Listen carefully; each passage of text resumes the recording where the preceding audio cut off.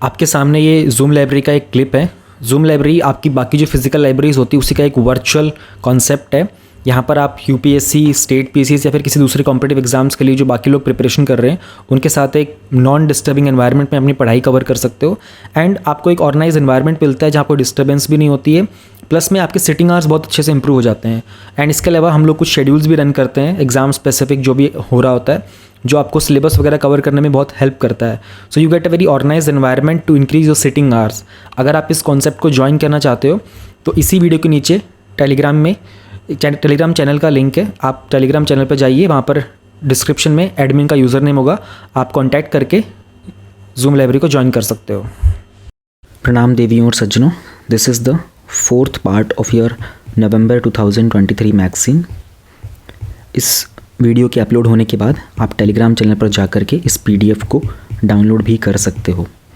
ये PDF highlighted है, आपको रिवीजन में बहुत आसानी होगी। कुछ इंपॉर्टेंट पॉइंट्स आपको नोट डाउन करने हो तो उनको नोट डाउन करने के लिए। अभी ये 4th पार्ट है, इसमें हम लोग science and tech, culture and schemes in news को कवर करके इस मैगज़ीन को फिर हम फिनिश करेंगे। नीचे एक पिन्ड कमेंट भी है और जो वीडियो का डिस्क्रिप्शन है ना, वहाँ पर टेलीग्राम चैनल का लिंक गिवन है। आप टेलीग्राम चैनल के लिंक पर जा कर के सारी इन्फॉर्मेशन भी कलेक्ट कर सकते हैं। और कुछ लोग कह रहे थे कि दिसंबर मंथ की मैगज़ीन भी अपलोड कीजिए। देखो, हर महीने की जो मैगज़ीन होती है ना, वो नेक्स्ट मंथ के 20th तक आती है। जैसे कि दिसंबर 2023 की जो मैगज़ीन होगी वो जनवरी 21 या 22 के आसपास ही रिलीज़ होती है। उसी तरह से जनवरी की जो मैगज़ीन होगी वो फेब 20th के आसपास तक रिलीज़ होती है। उसके बाद ही उसको रिकॉर्डिंग स्टार्ट होती है। साइंस एंड टेक में the first topic that we are going to cover is about the deep fakes. आप लोगों ने डीप फेक्स के बारे में ऑलरेडी न्यूज़ में काफ़ी कुछ सुन भी लिया होगा एंड इससे रिलेटेड टॉपिक हम लोग पहले भी कवर कर चुके हैं। इफ़ यू रिमेंबर, हम लोगों ने अक्टूबर 2023 की मैगज़ीन में आर्टिकल 9.2 में इस चीज़ को एक बार ऑब्जर्व भी किया था। So what's more important is you need to look at things. Deep fake, central government ने कुछ एडवाइजरी दी थी कि जो सोशल मीडिया के जो इंटरमीडियरीज हैं कि आप किस तरीके से मिस इन्फॉर्मेशन और डीप फेक को आइडेंटिफाई करोगे। You need to understand what are this social media intermediaries. Social media intermediaries कुछ नहीं होता है, वही फेसबुक, इंस्टा, व्हाट्सएप, यूट्यूब, इन्हीं को बोलते हैं सोशल मीडिया इंटरमीडियरीज, क्योंकि सारा कॉन्टेंट यहीं पर अपलोड हो रहा है। The major once. गवर्नमेंट ने बोला कि भाई कुछ कीजिए, आपके पास एक थर्ड पार्टी आकर के बहुत सारा इन्फॉर्मेशन अपलोड कर रही है, आप उसको कैसे आइडेंटिफाई करेंगे। तो यू ऑल नो ना डीप फेक्स क्या होता है। लाइक आपके चेहरे, आपकी रियलिटी, आपकी आइडेंटिटी को लेकर के एक डिजिटल इमेज, एक डिजिटल वीडियो बना दी जाएगी। आपकी एक वॉइस को भी वो रेप्लिकेट कर सकते हैं, which will not be your voice but वो आपका फेक होगा।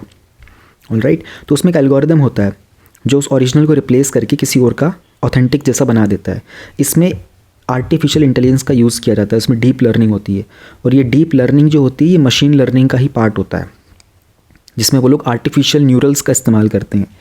तो all this things they are inspired by human only but not done by human. Like artificial intelligence is created by humans, क्योंकि उसमें कोडिंग की जाती है ना, उसको इन्फॉर्मेशन दी जाती है। We give them certain data to behave in a certain way. तो उसी तरीके से जो डीप फेक टेक्नोलॉजी है ना, उसमें हम क्या कर सकते हैं, we can do the face swapping and the facial manipulation. Okay, so just try to look at it. ये एक फीमेल फेस दिखाई दे रहा है आप लोगों को, alright, and this is a male face. ये कोई पंजाबी लड़का है, ये कोई लड़की है। अब उन्होंने क्या किया है, दिस टेक्नोलॉजी ने लड़की का जो फेस का जो अबव पार्ट था ना, जो ऊपर वाला पार्ट था, उसको उठा करके लड़के के पीछे वाला बॉडी का पार्ट जो है फेस का, वो लड़के का है। और ये लड़की की आँखें, लड़की का नोज़, लड़की के लिप्स, लड़की का आईब्रोज, और पीछे जो उसका हेड एंड ईयर्स वगैरह थे, बाकी जो फेस कट था वो लड़के का था। तो what they have done, they have swapped the face on the body of a male. Here they have done some manipulation. If you look at it, certain parts are being replaced. तो simple है, कुछ चीज़ें manipulate करी जा रही हैं, अपनी मर्जी के हिसाब से चेंज कर देना। वेरी इंपॉर्टेंट टू अंडरस्टैंड कि ये डीप लर्निंग का, आर्टिफिशियल इंटेलिजेंस का, फोटोशॉप का इस्तेमाल करते हैं। और इसको हम लोग मशीन लर्निंग की भाषा में अगर देखें तो जनरेटिव एडवर्सरियल नेटवर्क्स भी बोलते हैं। इसमें बहुत सारी चीज़ों का इस्तेमाल किया जाता है। तो इसमें वेरिएशनल ऑटो एनकोडर्स होते हैं, जो कि आर्टिफिशियल के ही न्यूरल नेटवर्क होते हैं, जो फेशियल रिकॉग्निशन का काम करते हैं। इनका काम होता है डिकोडिंग करना, है ना, उसमें से बहुत सारा नॉइज़, नॉन फेस एलिमेंट्स निकाल देना और फेस स्वैप मॉडल पे काम करना। एक चीज़ होती है आर्टिफिशियल न्यूरल नेटवर्क्स। ये बेसिकली उसी तरीके से होता है जैसे हमारा जो ब्रेन काम करता है ना, ब्रेन की फंक्शनिंग को रीड करते हैं ये आर्टिफिशियल न्यूरल नेटवर्क्स। ये इन्फॉर्मेशन को प्रोसेस करता है in a similar way the way our brain behaves, right.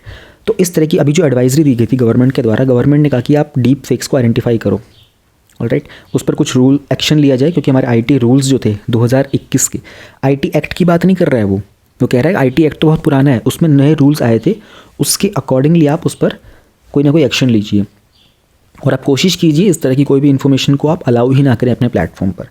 And as per the rules you need to remove those contents. अगर आपको कंप्लेन आई है, गवर्नमेंट ने कंप्लेन किया, इसको रिमूव करना है, तो within 36 hours that content should be remove.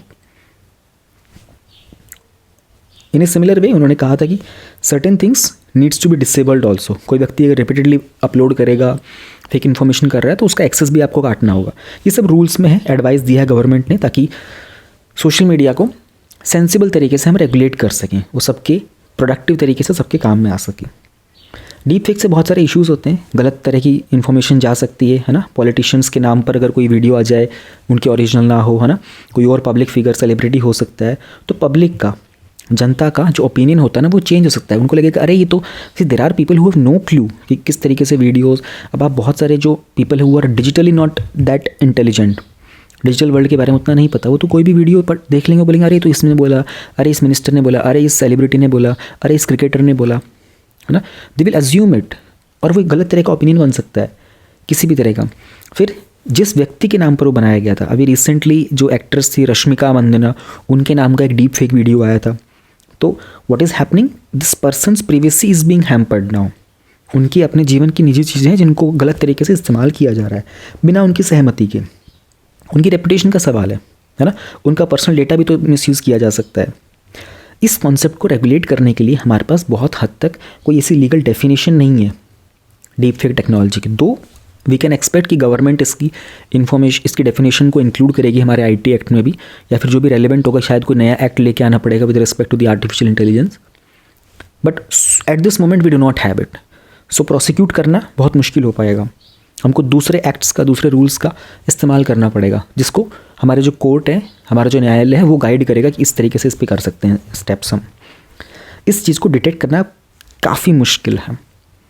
Somewhere we are able to identify कि ये चीज़ है, बट आज की डेट में बहुत मुश्किल होता जा रहा है। जैसे पहले के ज़माने में फोटोशॉप की इमेजेस को आइडेंटिफाई करना बड़ा ईजी था कि अरे तो फोटोशॉप किया हुआ है, but slowly it is becoming very difficult ना। बहुत मुश्किल होता है बता दो कि ये फोटोशॉप इमेज है या फिर ये ओरिजिनल है, ये क्या है।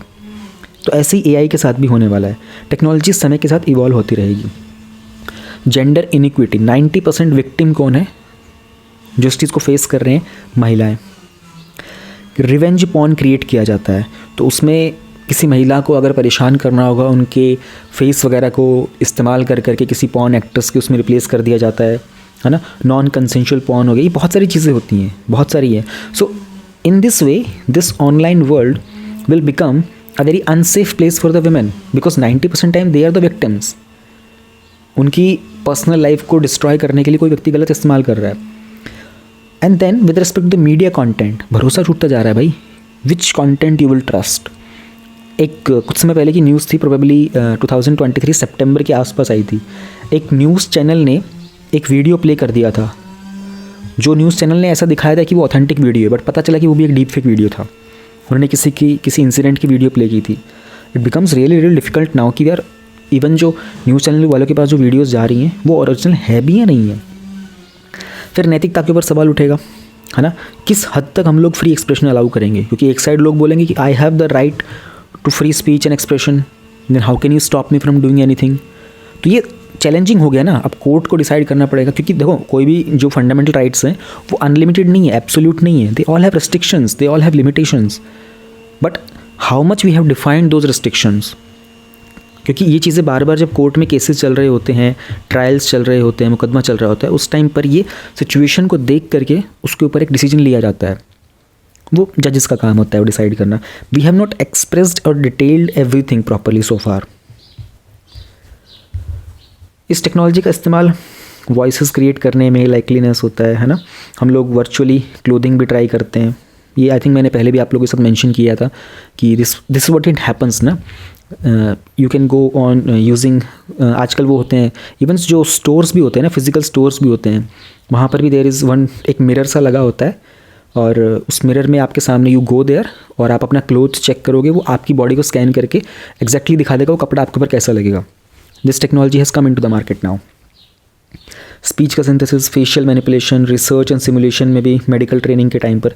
तो सिमुलेशन का मतलब क्या होता है, जैसे जो हम आपको बताते हैं, जैसे फाइटर पायलट्स होते हैं ना हमारे इंडियन एयरफोर्स में, जैसे होते हैं फाइटर पायलट्स, तो उन लोगों को ट्रेनिंग देने के लिए पहले सिमुलेटर पर ट्रेन किया जाता है. तो एक मशीन होती है, उसमें सामने एक स्क्रीन होती है, आप उस मशीन में बैठते हो, it appears you are sitting into a real plane, असली के प्लेन में बैठे हुए, क्योंकि वो मशीन जो मूव करती है लेफ्ट, वो होती वो कमरे के अंदर ही है, बट उसके सामने स्क्रीन इतनी बड़ी लगी होती है ना, उस स्क्रीन की टेक्नोलॉजी, उस मशीन की टेक्नोलॉजी वो हिलती है. It appears you are flying the aircraft, but it is not like that. तो ऐसे ही सिमुलेशन में बहुत सारे प्रोफेशनल फील्ड्स में प्रैक्टिस वगैरह करने के लिए मेडिकल ट्रेनिंग में भी ऐसे सिमुलेशंस आ गए. It is working with the help of deep fake also. Deep fake भी किया जा रहा है उसकी वजह से. एग्जैक्ट भी तो हम कर तो यही रहे होते हैं ना उसमें भी, तो एक तरीके से. तो ये कुछ अपॉर्चुनिटीज़ भी है यहाँ पर, इसका बेहतर इस्तेमाल भी हम कर सकते हैं. हर एक चीज़ के प्रॉज एंड कॉन्स होते हैं, आप उसका किस डायरेक्शन में इस्तेमाल करेंगे वो आपके ऊपर. जैसे सोशल मीडिया की अगर हम बात करते हैं, जब सोशल मीडिया नया नया इवॉल्व हुआ था, तो लोग आर्टिकल लिखते थे, स्पीच लिखते थे, स्कूल्स में डिबेट्स होती थी, advantages of social media, misuse of social media. But in today's world everyone is using social media ना. अब वो हम पर डिपेंड करता है. इस platform right now you are watching this video on YouTube, आप इसका एक इस्तेमाल कर रहे हो अपने करियर में आगे जाने के लिए. आपको कुछ समझ में नहीं आ रहा, आप अपना सिलेबस कंप्लीट कर रहे हो, you are trying to understand the content, current affair cover कर रहे हो, आप अपने फ़ायदे के लिए कर रहे हो. बट दुनिया में बहुत लोग इसका मिसयूज़ भी कर रहे होंगे ना उसी पल में. तो उसी तरीके से डीप फेक के कुछ अच्छी चीज़ें भी हो सकती हैं, उससे बेहतर भी कुछ क्रिएट किया जा सकता है. भारत में सो फार इसको अंडरस्टैंड करने के लिए हम लोगों ने डीप फेक को लेकर के कोई स्पेसिफिक प्रोविज़न नहीं बनाया, लेकिन हमारा आईटी एक्ट के कुछ सेक्शंस हैं जो इस तरह की चीज़ों के क्लोज हैं, उसको अंडरस्टैंड करने में मदद करते हैं. फिर अगर किसी का कॉपीराइट का कुछ प्रॉब्लम होता है तो उसके लिए we have the Indian copyright act. World wide कुछ 25 कंट्रीज़ ऐसी हैं जिन्होंने आर्टिफिशियल इंटेलिजेंस को लेकर के ब्लेचले डिक्लेरेशन पे काम किया है. Now this is something you need to remember. UPSC can come up with this question in the prelims exam की what is Bletchley declaration. European Union ने डिजिटल सर्विसेज एक्ट के ऊपर काम किया था, कुछ जिम्मेदारियां दी थी ताकि जो भी उनके सोशल मीडिया इंटरमीडिएट्स हैं उनको कुछ रिस्पॉन्सिबिलिटी दी जा सके. गूगल ने भी इस तरह की चीज़ों पे काम किया है कि किस तरीके से वो जो ये आर्टिफिशियल इंटेलिजेंस का जो डेटा होता है ना, उसकी वाटर मार्किंग कर देगा.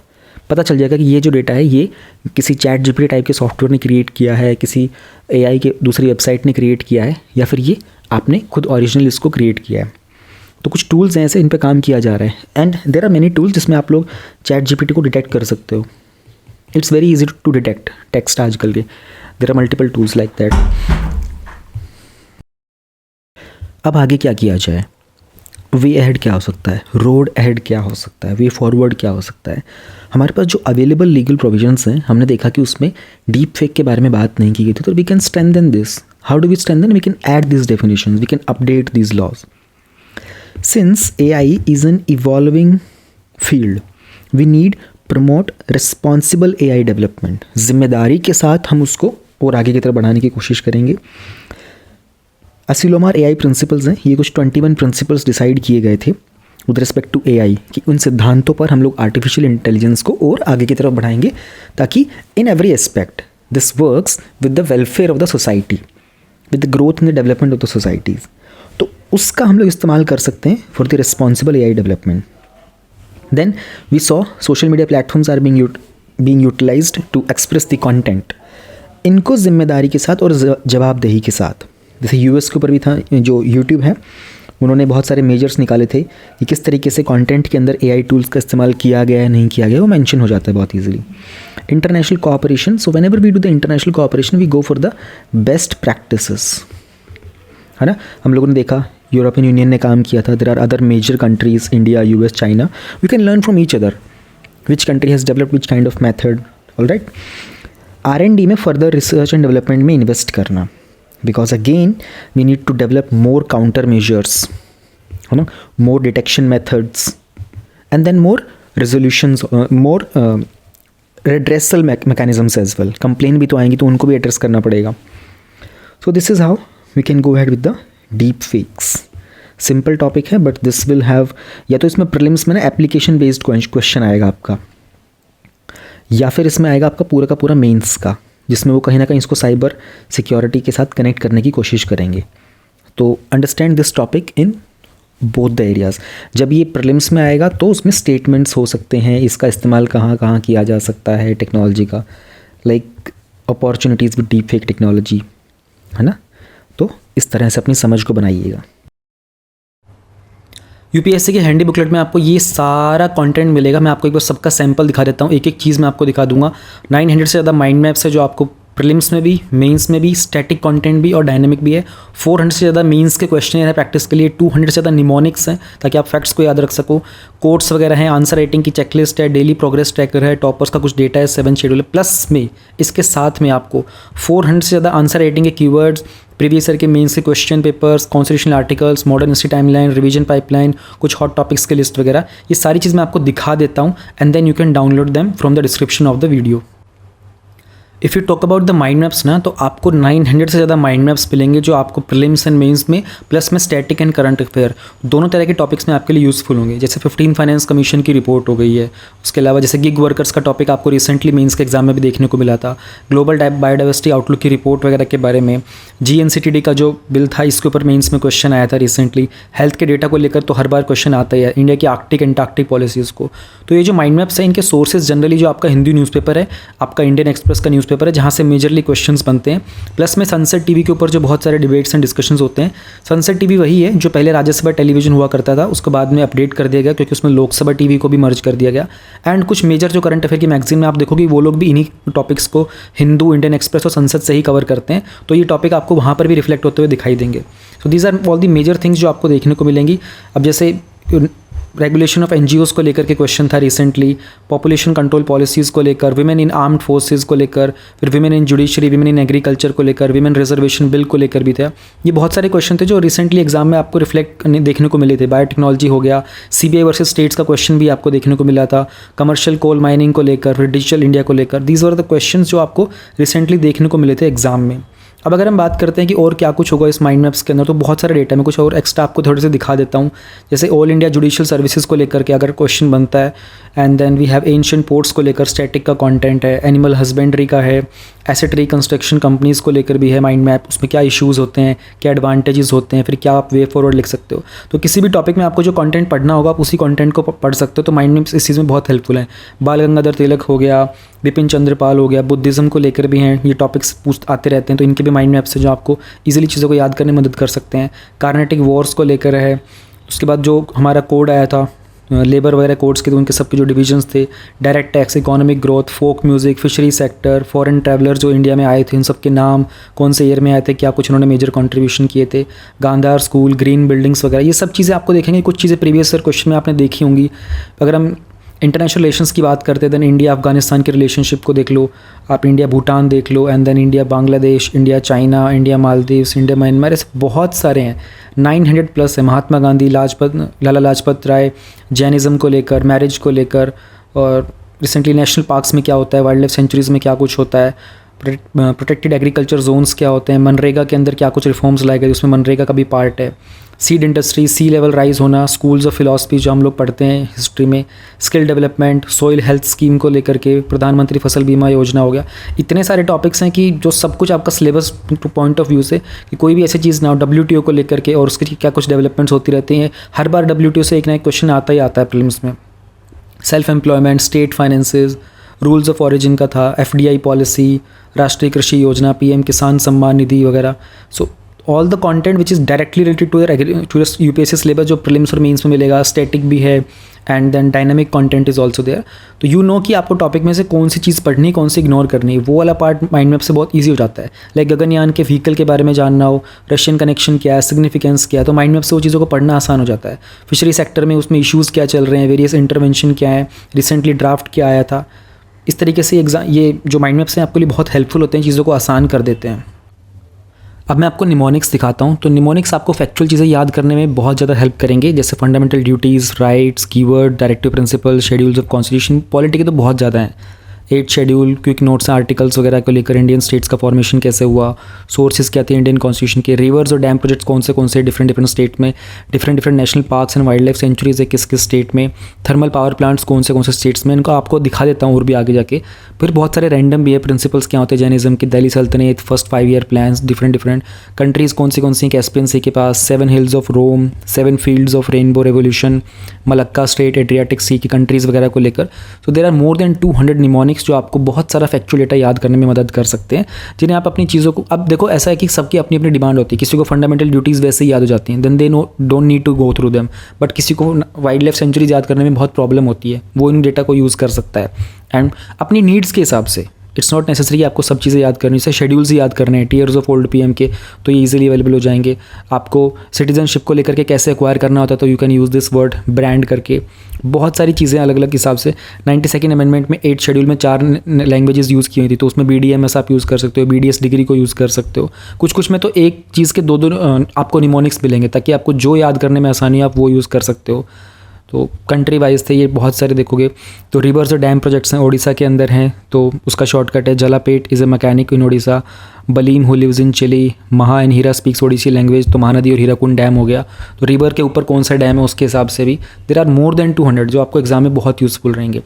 आंसर राइटिंग करते रहें, बहुत सारे जेन्युइन जो कीवर्ड्स होते हैं ना, जैसे कि आप एक 5 pronged अप्रोच यूज़ करोगे तो आप you can mention unilateral, bilateral, sub regional, इस तरीके से।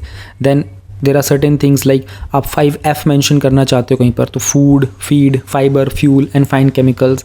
उसी तरीके से आप और भी चीज़ें देखोगे, 4D करना हो, discuss, debate, decide, disruption, from top down to bottom up, जैसे नीति आयोग में ये चीज़ यूज़ करते हैं। 3S में स्किल, स्केल, स्पीड, ऐसे मोर देन 400 हैं जो डिफरेंट आप GS 1, 2, 3, 4 अपने ऑप्शनल में, एसेज में आप इस तरह के कीवर्ड यूज़ कर सकते हो, जैसे कि साफ नीयत, सही विकास और life cycle based approach, terrorism and talks के not go together, double edge sword, और 3Ps में जो suitable product, transparent process, committed people, ये एथिक्स में यूज़ हो सकता है। 5Is में irrigation, investment, infrastructure, insurance, intensification और wishful thinking, corruption is equal to monopoly plus description minus accountability. 3F मतलब फंड, फंक्शन, ये सब करंट अफेयर में भी बहुत कवर होते हैं, तो वहाँ से सब कलेक्ट किए हुए डिफरेंट टॉपर्स के आंसर की कॉपीज़ में से, and then you can use them in your answer writing. Answer writing की अपनी खुद की चेकलिस्ट भी आप यूज़ कर सकते हो, आप इसको जस्ट गेट प्रिंटेड और फिर आप अपनी प्रेजेंटेशन खुद को टिक कर सकते हो कि ठीक है you have done this part, you have done this part, आपकी हैंड राइटिंग एलिजिबल थी, आपके फैक्ट्स वगैरह थे। इवन आप अपनी ये शीट को प्रिंट करके अपने फ्रेंड को दे सकते हो आपस में, and then your friend can answer it to you कि ठीक है ये वाली चीज़ तुमने ठीक की थी, और एक दूसरे के आप चेक कर सकते हो। उसी तरीके से क्वेश्चन है बहुत सारे मेंस के क्वेश्चन को प्रैक्टिस करने के लिए, तो कुछ उसमें टर्मिनोलॉजीज़ हैं, तो GS 1, 2, 3, 4 को ऐसे अराउंड 400 से ज़्यादा क्वेश्चन है जो आप प्रैक्टिस कर सकते हो। एग्जैक्टली सेम जो प्रीवियस ईयर क्वेश्चन हैं उन्हीं के थीम्स के ऊपर बेस्ड हैं ये, और इट्स जस्ट वेरी इंपॉर्टेंट कि आप इनको वर्बली डिस्कस कर सकते हो, और exactly same theme, same question और सेम क्वेश्चन के कीवर्ड्स भी होते हैं यहाँ पर use. Then we have this daily progress tracker. Daily progress tracker बड़ी गजब की चीज़ है, ये जिन लोगों को अपनी परफॉर्मेंस ट्रैक करने में दिक्कत होती है ना, प्रायोरिटाइज करने में क्या करना चाहिए क्या नहीं करना चाहिए, तो ये जब आप डाउनलोड करोगे ना, उसमें आपको पूरा हाउ टू का वीडियो होगा, उसमें आपको एक्जैक्टली दिखाया होगा मैंने कि आपको यहाँ टास्क में क्या एंटर करना। ये मैंने थोड़ा स्क्रीनशॉट लिया था, तो आई थिंक इसकी क्वालिटी थोड़ी सी आपको डिग्रेडेड दिख रही होगी। इसमें होता क्या है ना, यहाँ पर अपना आप टास्क मेंशन करते हो, उस टास्क में आपको क्या करना है वो आप यहाँ मेंशन करते हो, उसका एक टारगेट रखते हो, उसमें आप खुद को मार्क्स देते हो, तो आपकी परसेंटेज आपको डेली पता चलती है, आपको 5 दिन का अपना एवरेज पता चलता है, एंड आपका एक ग्राफ प्रिपेयर होता रहता है यहाँ पर, जैसे कि ये रहा आपके सामने।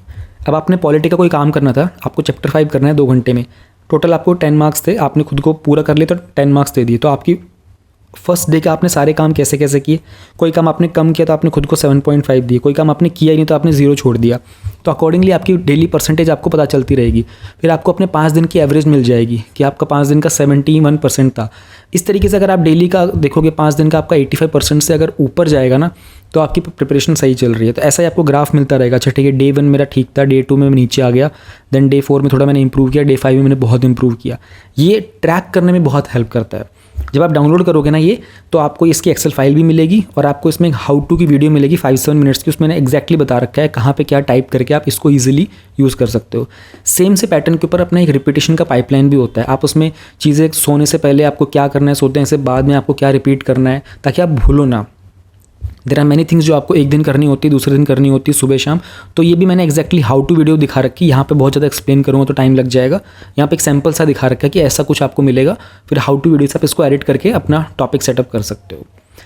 कॉन्स्टिट्यूशनल आर्टिकल्स हैं, बहुत जगह यूज़ करने होते हैं। GS2 में तो पूरा का पूरा ही यूज़ करना होता है आपको, तो इनको याद करने के लिए आसान से एक फ्री में एक PDF है साथ में, आप बहुत इजीली इसमें सर्च कर सकते हो and you can simply use them. Same तरीके से मॉडर्न हिस्ट्री की टाइमलाइन भी 1800 से नाना फडणवीस की डेथ से लेकर के, ये चीज़ें बहुत हेल्पफुल रहती हैं इवन प्रीलिम्स में, मेंस में याद करने के लिए, फैक्चुअल डेटा मेंशन करने के लिए। प्रीवियस ईयर के मेंस के अगर आप क्वेश्चन देखोगे तो दोनों तरीके से हैं। ये टाइप वाइज हैं, लाइक पहले हिस्ट्री में आर्ट एंड कल्चर के, एंशिएंट के अलग से, और सेम ही आपको आगे मिल जाएंगे। ये 1999 से हैं, तो ये पूरा का पूरा पेपर वाइज है, तो दोनों टाइप के आपको मिल जाएंगे। फिर वो आपकी चॉइस है आप कैसे यूज़ करना चाहते हो। देन वी हैव कोट्स वगैरह। अब जो कोट्स है ना, उनमें दो चीज़ देखेंगे। एक तो टाइप वाइज हैं, लाइक एजुकेशन के सारे कोट्स हैं, ठीक है, और फिर है ऑथर वाइज, बेसिकली जो लीडर्स वगैरह थे उनके नाम के, लाइक गांधी जी के सारी कोट्स यहाँ पर हैं, अंबेडकर जी की हैं, अरिस्टोटल वगैरह की हैं। इसमें मैंने डिफरेंट क्या किया है, I have tried to put in bring in the smallest quotes. जैसे कि अगर आप ऑफ्रा विनफ्री की देखोगे तो turn your wounds into wisdom, ये बहुत जगह आप यूज़ कर सकते हो। इवन GS 1, 2, 3, 4 ऐसे में ऑप्शन में कहीं यूज़ कर सकते हो। मैंने कोशिश ये की कि सबसे छोटी वाली जो कोट्स हो सकती है ना, मैक्सिमम पॉसिबल, उनको पुटअप करने की, क्योंकि उनको याद करना ईजी होता है।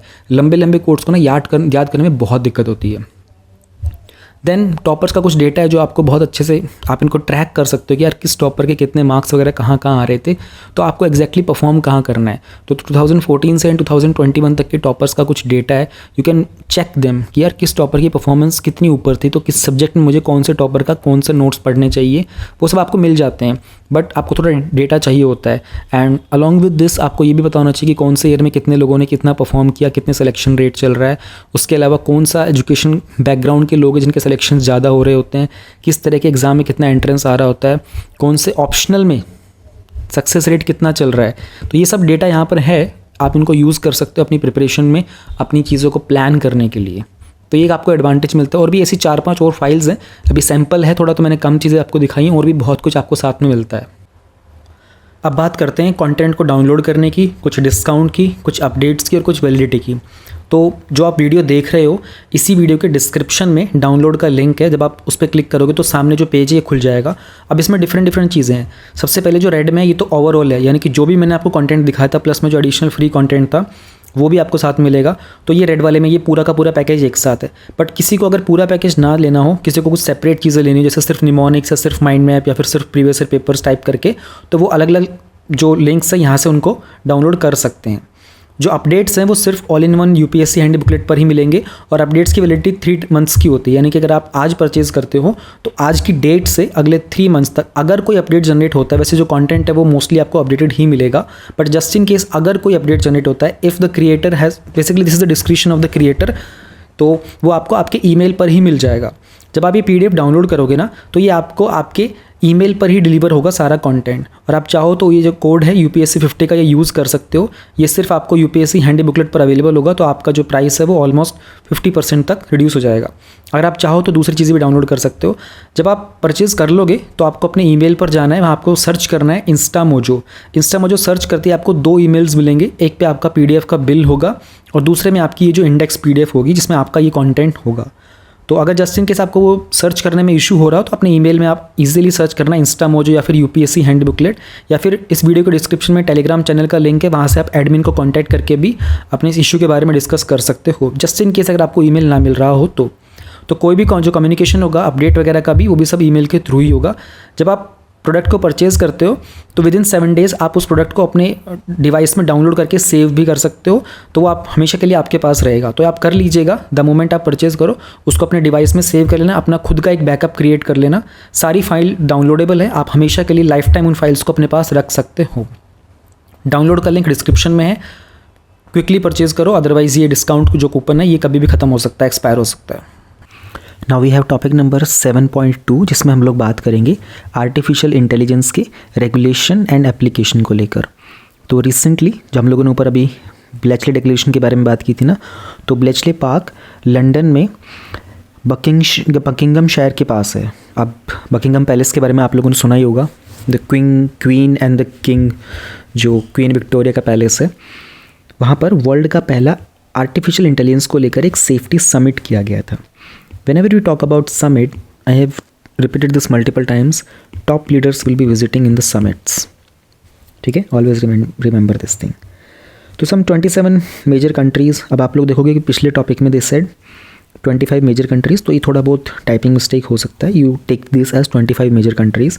उसमें इंडिया वगैरह भी थे. इन सब ने ब्लेचले डिक्लेरेशन को एग्री किया था साइन करने के लिए. Most important thing to understand about this AI summit would be कि यहाँ पर बात की जाएगी, they will have a shared responsibility agreement. जिम्मेदारी को शेयर किया जाएगा. ऑलराइट, तो आर्टिफिशियल इंटेलिजेंस में we are looking at the intelligent automation. Automation मतलब जो अपने आप से काम करता हो. Like these days machines they are being automated ना. आजकल आप लोगों ने पार्किंग में देखा होगा, पार्किंग के लिए स्कैनर्स लगे होते हैं. वो ऑटोमेटिकली आपके कार में जो कोड लगा होता है उसको स्कैन करते हैं, they allow you the parking, है ना. टोल टैक्स वगैरह के लिए भी चीज़ें ऑटोमेटेड होती जा रही हैं. Then we are moving further. Health care में we are enhancing the medical facilities. उसमें हम लोगों ने पिछले टॉपिक में देखा सिमुलेशन में भी काम कर सकते हैं. एजुकेशन में artificial intelligence is being utilize. Digital inclusion, है ना. Lots of things are being improved. फिर बहुत सारे ऐसे दूर दराज के इलाके थे, we are figuring out ways कैसे वहाँ पर गुड्स एंड सर्विसेज को डिलीवर किया जाएगा. उसके लिए drones are being prepared. Drone technology पे बहुत काम कर रहा है. अमेज़ॉन ने ये कॉन्सेप्ट पे सबसे पहले काम करना स्टार्ट किया. Then with respect to the local climatic conditions, अब मौसम विभाग की जानकारी के हिसाब से किसान अपने खेत के बहुत सारे डिसीजन ले सकता है. आज उसको पानी देना है, 3 दिन बाद पानी देना फ़ायदा होगा. कैसे होता है मैं आपको बताता हूँ. किसान को पता नहीं चलता कि 2 दिन बाद बारिश होने वाली है या नहीं, after 2 days. But if they have some kind of technology, उनके पास ऐप हो, उसमें कुछ वेदर फोरकास्टिंग हो जाए, तो दे गेट टू नो कि अरे यार 3 दिन बाद बारिश होने वाली है, तो मैं खेत में आज पानी क्यों दूँ. मैं इरिगेशन का ज़मीन से निकाला हुआ ग्राउंड वाटर भी वेस्ट करूँगा. मैं पानी दूंगा, 3 दिन बाद फिर और हैवी रेनफॉल हो जाएगा. फसल को भी एक लिमिटेड पानी चाहिए होता है, ज़्यादा पानी देने से ख़राब भी हो जाती है. तो इस तरह के ना छोटे छोटे डिसीजंस लिए जा सकते हैं. अलाइड सेक्टर्स में जैसे एग्रीकल्चर के साथ बाकी डेयरी सेक्टर भी ऐड हो जाता है ना. पिस्सीकल्चर भी आ जाता है. बहुत सारे कल्चर सेक्टर्स ऐड जाते हैं. सब पर कुछ डिसीजन लेना बहुत ईजी हो जाता है. फिर उसके अलावा there are further skilling the work force, है ना. आजकल स्किलिंग कितना इजी हो गया है. The artificial intelligence has started to give tutorials also. If you start looking on YouTube ना, AI ट्यूटोरियल्स भी बनाना स्टार्ट कर रहा है. अब वीडियो ट्यूटोरियल्स बना रहा है AI. उसको आप इंस्ट्रक्शन दे दो, क्रिएट कर देगा आपके लिए. तो एरियाज़ बहुत सारे हैं जहाँ पर काम किया जा सकता है. When we talk about the management ना आर्टिफिशियल इंटेलिजेंस का, तो सबसे पहले जो चीज़ आती है वो आती है safety. Because it could be dangerous, though it has come from the thought of the human mind only. इंसान के मन से जो विचार बने हैं उन्हीं से वो कुछ पास्ट रिकॉर्ड्स के बेसिस पर ही डिसीजन लेता है. But can we rely on this thing. Because recently देखा गया था कि ChatGPT ने कुछ अवेलेबल इन्फॉर्मेशन को गलत बताया था. तो कैन वी रिलाई. इक्वालिटी, एक समानता पे काम करेगा कि नहीं. ह्यूमन माइंड जो होता है वो डिस्क्रिमिनेशन कर देता है, बिकॉज इंटेलेक्ट जो होता है किसी लेवल तक जजमेंट क्रिएट कर रहा होता है. But what about the equality. तो हम इस सिद्धांत पर भी काम करना चाहेंगे ताकि बेहतर तरीके से आर्टिफिशियल इंटेलिजेंस को डेवलप किया जाए. फिर inclusivity, non discrimination, privacy very very important, security, transparency, accountability, protection, reinforcement, positive human values. तो अब ये सब चीज़ें ना AI को फीड करना होगा हमें पहले, कि क्या AI इनके बेसिस के ऊपर कंटेंट जनरेट करेगा, डिसीजन मेकिंग करेगा, एग्जीक्यूशन करेगा. ऑलराइट, रिस्क क्या क्या होने वाले हैं जब भी हम लोग इसको रेगुलेट करेंगे, तो ज़रूरत क्या है, व्हाट आर दी. आज की डेट में बहुत सारे जो AI है ना वो बड़े बड़े टेक्नोलॉजी कंपनीज ही हैंडल कर रही हैं. जैसे OpenAI हो गया, है ना, माइक्रोसॉफ्ट के साथ मिलकर. देन गूगल का बार्ड आ गया है. It has started to work a lot. These are the already big tech companies, they have the power, they have the technology. अब आप देखते हो एडोबी का फायरफ्लाई आ रहा है, आ ही गया है, मतलब कह सकते हैं. वो उसको जस्ट इंस्ट्रक्शन दो, वो उसी तरह की इमेज क्रिएट कर देता है. अब प्रॉब्लम ये है ना, इन कंपनीज़ के पास ऑलरेडी बहुत सारा डेटा स्टोर है.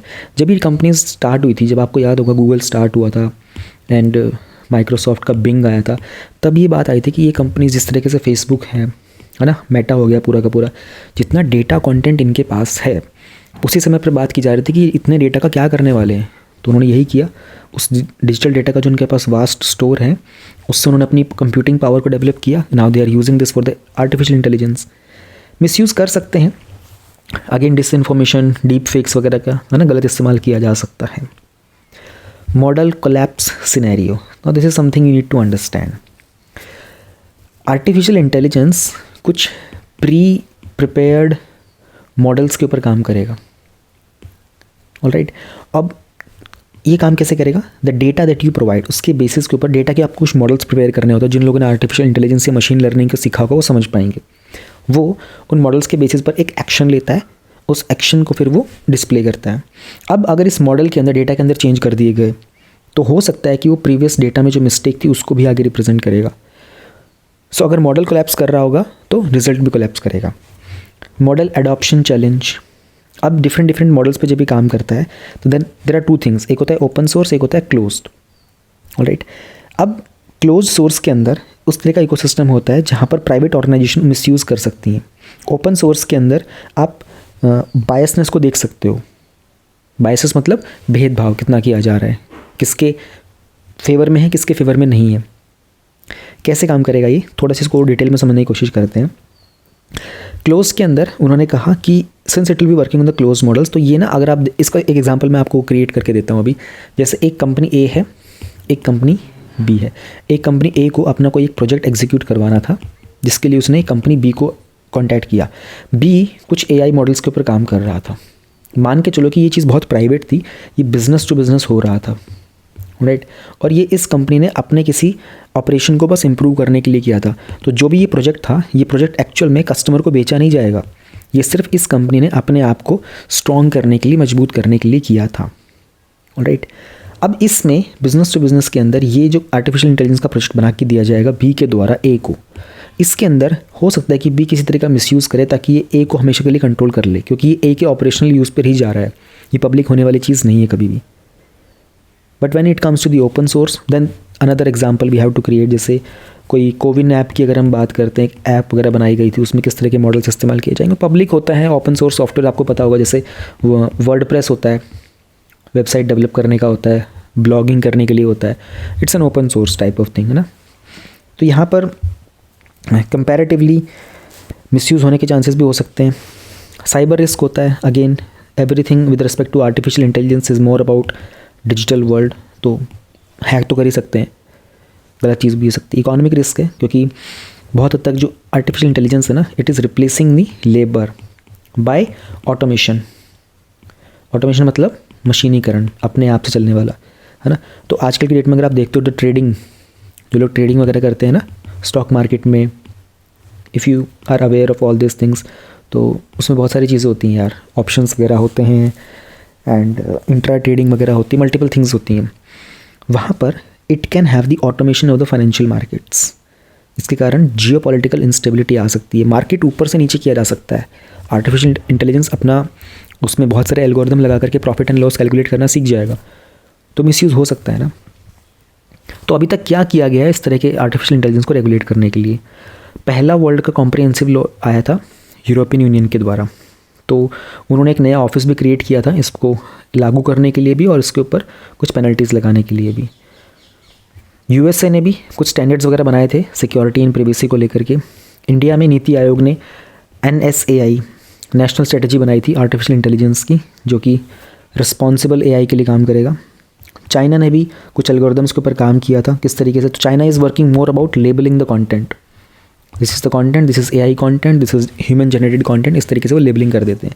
So different countries, different aspects, different तरीके से सबने स्टेप्स लिए थे। बेहतर कैसे कर सकते हैं इस सिस्टम को और बेहतर बनाने के लिए? तो डिफरेंट, अगेन पिछले टॉपिक में हम लोगों ने देखा था इंटरनेशनल कोलैबोरेशन करना बहुत ज़रूरी है, because we can learn from each others best practices.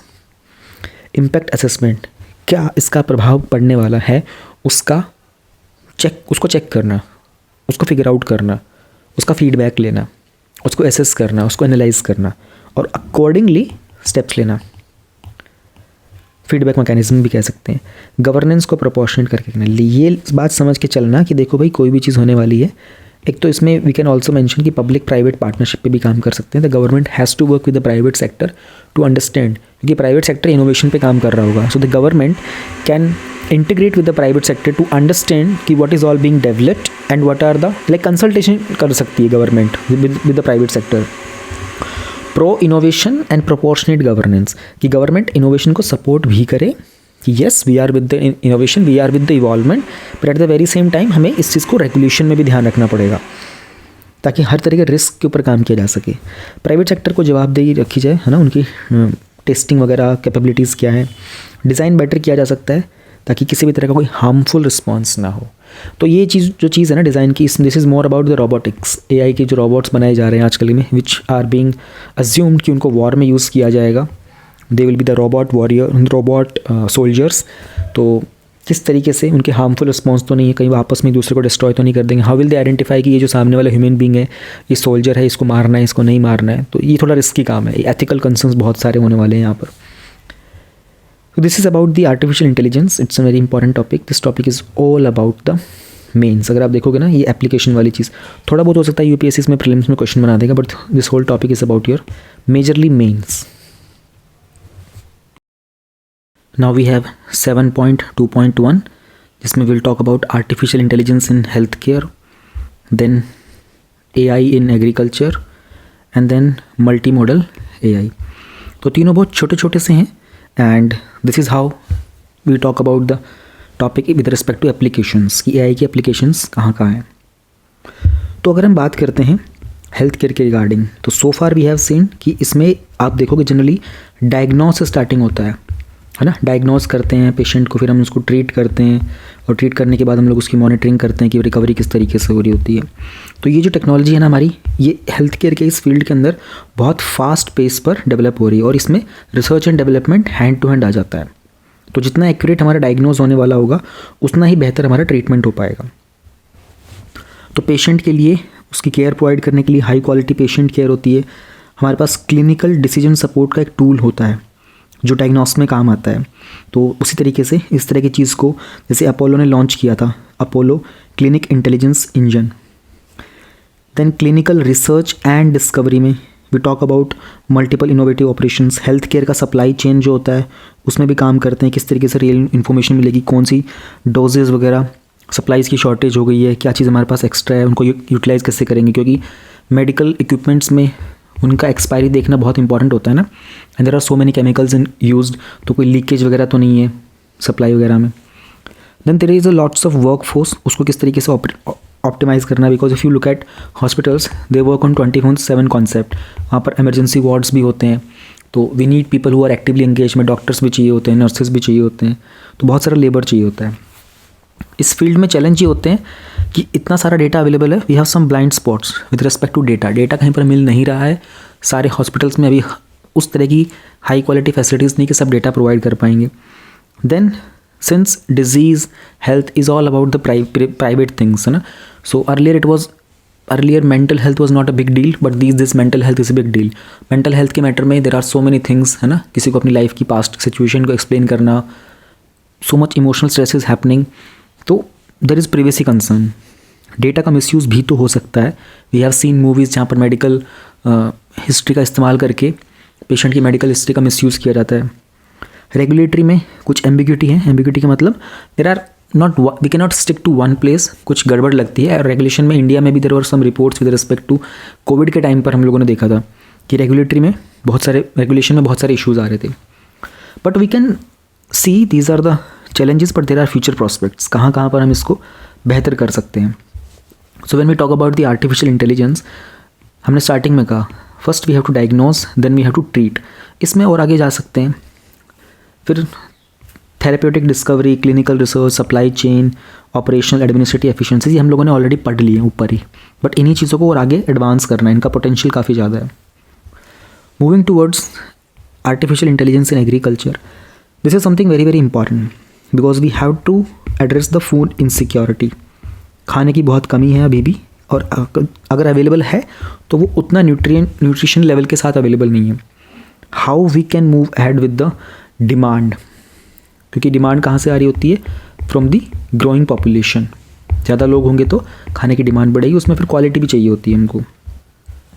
तो क्रॉप की प्लानिंग को इंटेलिजेंटली करना, है ना, किस तरीके से, लाइक सोइंग से लेकर से, है ना, उसकी watering, irrigation, then harvesting, then storing, है ना, देन ट्रांसफरिंग, उसके बाद मार्केट में जाना, ऑल दिस थिंग, ये सब के सब हमको प्रॉपरली एक विंडो पे मिल सकते हैं। तो ओवरऑल हमारी क्वालिटी कैसे होने वाली है, इसको बोलते हैं प्रिसाइजन एग्रीकल्चर। तो AI सिस्टम से हमें पता चलता है कि हार्वेस्ट क्वालिटी कैसी होगी, उसमें कितनी एक्यूरेसी आएगी। We came for something which is known as smart farming. तो world economic forum artificial intelligence पे काम कर रहा है for the agriculture innovation, and इसमें इंडिया में भी प्रमोट किया जा रहा है। हम लोग सागू बागू इनिशिएटिव है जिसमें हम लोग तेलंगाना के अंदर एग्रीकल्चर में इनोवेशन लेके आ रहे हैं with the help of AI frameworks. Farm gate to fog, fog मतलब जैसे अपना टेबल की बात कर रहे हैं, लाइक फसल की जो उपज होती है वो खेत में होती है फार्म में, एंड फॉग कहाँ पर होता है हमारे पास, फॉग होता है हमारे पास डाइनिंग टेबल पर। तो from 1 point two A to Z actual में जहाँ कंजम्पशन होगा उस चीज़ को लेकर के पूरे स्टेप्स पर, अगेन मैंने वही कहा ना, क्रॉप का ग्रो करना, इरिगेशन करना, हार्वेस्टिंग करना, ट्रांसफ़र, पैकेजिंग, सेल, मार्केटिंग, है ना, एवरीथिंग, हर एक चीज़ पर AI का काम इस्तेमाल किया जा सकता है। Then we are moving through the data driven agriculture. So all the land available, all the crops available, number of farmers, the quality of the seed, everything is based on data. हमारे पास most of the data available है. How we can utilize this data? इस data का proper analysis. This will give us good amount of intelligence decision making ability. Challenges क्या हैं? इतना बड़ा infrastructure हमारे पास अभी डेवलप नहीं हो पाया है ना. रिमोट एरियाज़ में क्या इस टेक्नोलॉजी को हम पहुंचा सकते हैं. फार्मर को एजुकेट करना, फार्मर की अवेयरनेस पर काम करना. फ्यूचर प्रॉस्पेक्ट क्या है? इन्वेस्टमेंट ज़्यादा चाहिए होगा बिकॉज इंफ्रास्ट्रक्चर अभी भी डेवलप नहीं हुआ है. गवर्नमेंट के साथ, टेक डेवलपर्स एंड फार्मर्स के साथ मिलकर के we have to work on the research and development and then collaboration. Simple है. तो देखो ऐसे क्वेश्चन आएंगे आपके मेंस में, आते हैं इस तरह से सवाल आपकी. Then we have multimodal AI, the concept of AI to solve the complex problems. Alright. तो एक मल्टी मॉडल AI सिस्टम जो होता है ना, वो क्या करेगा, डेटा उठाएगा डिफरेंट बॉक्सेस से, ठीक है, और उनको यूटिलाइज़ करेगा. लाइक एक से उसने ऑडियो उठाया, एक से वीडियो उठाया, एक से उसने इमेज उठाया, और एक से किसी ऐप से कुछ उठाया, किसी फाइल से कुछ उठाया. इन सबको मिला करके मल्टी मॉडल से एक कुछ इनोवेटिव चीज़ निकाल के आता है. तो बिज़नेस में इसका बहुत इस्तेमाल होता है, बिजनेस एनालिटिक्स के अंदर, है ना. प्रेडिक्शंस करते हैं कंपनी के फाइनेंशियल रिजल्ट्स का. So basically this falls into business consultancies.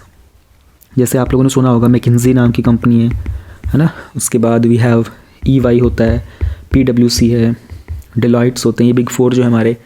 And then we have BNC है, बेन एंड कंपनी, और वी हैव और भी होती बहुत सारी कंपनीज हैं. मैंने कुछ पॉपुलर नाम आपके सामने रख दिए. तो इसमें डेटा रिक्वायरमेंट होती है, डेटा प्रोसेसिंग पे काम करते हैं, textual description, video transcription, text to speech conversion, and environmental awareness के लिए इसका इस्तेमाल कर सकते हैं. प्रिवेसी का इशू रहेगा, एथिकल कंसंट्रेशन, सिंपल इशूज़ है. अच्छा, मैं एक बताना चाहता हूँ, एनवायरमेंट से याद आया, there can be a creative question from this, use of AI for environmental conservation. अब आप अपने आप एस्पेक्ट्स निकाल सकते हो. इसके लिए आपको बहुत ज़्यादा प्लान नहीं करना होगा. Use just know about artificial intelligence, और आपने अपना एनवायरमेंट के जो भी नोट्स प्रिपेयर किए होंगे, बस वहाँ से आपको बनाना आना चाहिए. So the ability, the skill to frame the answer from the available information, उस तरह से. तो यही है, हम लोगों को पूरा का पूरा AI में रेगुलेटरी फ्रेमवर्क पर काम करना पड़ेगा, है ना, क्योंकि इसका पोटेंशियल बहुत ज़्यादा है. उस पोटेंशियल को हार्नेस करने के लिए and we need to go for things like responsible तरीके से, एथिकल तरीके से हमें काम करना पड़ेगा. तो अच्छा लैंडस्केप है. कोलैबोरेटिव एफर्ट्स के साथ काम करेंगे हमारे policy makers, industry stakeholders, researchers, तो फ्यूचर को बहुत अच्छे से शेप कर पाएंगे, है ना, और पूरी की पूरी सोसाइटी के अंदर एक पॉजिटिव डेवलपमेंट हो पाएगा because of artificial intelligence. Now we have topic number 7.3. इसमें हम लोग बात करेंगे Wi-Fi 7 टेक्नोलॉजी की. तो US की कंपनी क्वेलकम है, आप लोगों ने ये नाम बहुत बार पहले सुना भी होगा. उन्होंने इंडिया को कहा कि आप Wi-Fi 7 टेक्नोलॉजी को अडॉप्ट कर लीजिए. तो Wi-Fi 7 क्या है, उसके लिए हमें थोड़ा तो आइडिया होना चाहिए. Wi-Fi 4, 5, 6 का, 7 का. देखो आसान भाषा में तो यही है कि कोई 7 है तो वो नेक्स्ट जनरेशन चीज़ होगी, वो लेटेस्ट होगी, वो बेहतर होगा. ये कुछ फीचर्स हैं इसके, है ना, बिकॉज इससे पहले जो Wi-Fi 6 हुआ था वो 2019 में लॉन्च हुआ था. Now it is being expected कि 2024 में Wi-Fi 7 लॉन्च हो जाएगा. Okay fine. फ्रीक्वेंसी बैंड अगर आप देखोगे ना तो 2.4 GHz, 5 GHz. अच्छा, ये बड़ा इजी है समझना इसको. आप लोगों ने आसपास में वाईफाई देखे होंगे. अभी राइट नाउ भी अगर अपना डिवाइस को ऑन करोगे तो कुछ जगह पर ना वाईफाई में ये फ्रीक्वेंसी बैंड लगे आते हैं. पुराने जो डिवाइसेस हुआ करते थे ना, उनमें सिर्फ 2.4 GHz का बैंड होता था, और कुछ लैपटॉप्स और मोबाइल्स सिर्फ 2.4 GHz को ही डिटेक्ट कर सकते थे.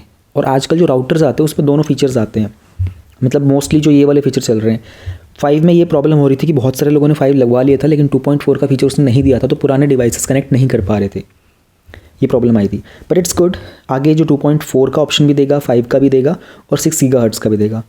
और स्पीड देख लो आप, speed is going to increase by 4 times at least. जो अभी का जो वाईफाई आपका चल रहा है उससे 4 गुना आगे की स्पीड होने वाली है, तो it's good enough. They have multiple input, multiple output, multi user, orthogonal frequency division, multiple access, इनको याद करने की ज़रूरत नहीं है। Multi link operation, wider channels, adaptive puncturing technology, you do not have to learn this part, ठीक है। UPSC अगर इस पर क्वेश्चन देगा तो प्रीलिम्स में बना के देगा, वो कंपैरिजन के तौर पर देगा। उसमें थोड़ा बहुत ये याद रखना है, ये वाला गीगाहर्ट्ज़ वाला कुछ ऐसा देगा कि वाईफाई 6 के अंदर 2.4 गीगाहर्ट्ज़ था, वाईफाई 7 के अंदर 2.4 गीगाहर्ट्ज़ क्यों होगा, आप भी सोचोगे हाँ क्यों होगा, नया मॉडल है ना। डेट वगैरह पर ऐसे क्वेश्चंस वो नहीं पूछते, पर पूछ भी लें तो आइडिया रखो कि अभी तो लॉन्च हुआ भी नहीं है। तो बेसिकली यही चीज़ होने वाली है, नेक्स्ट जनरेशन का वाईफाई है ना।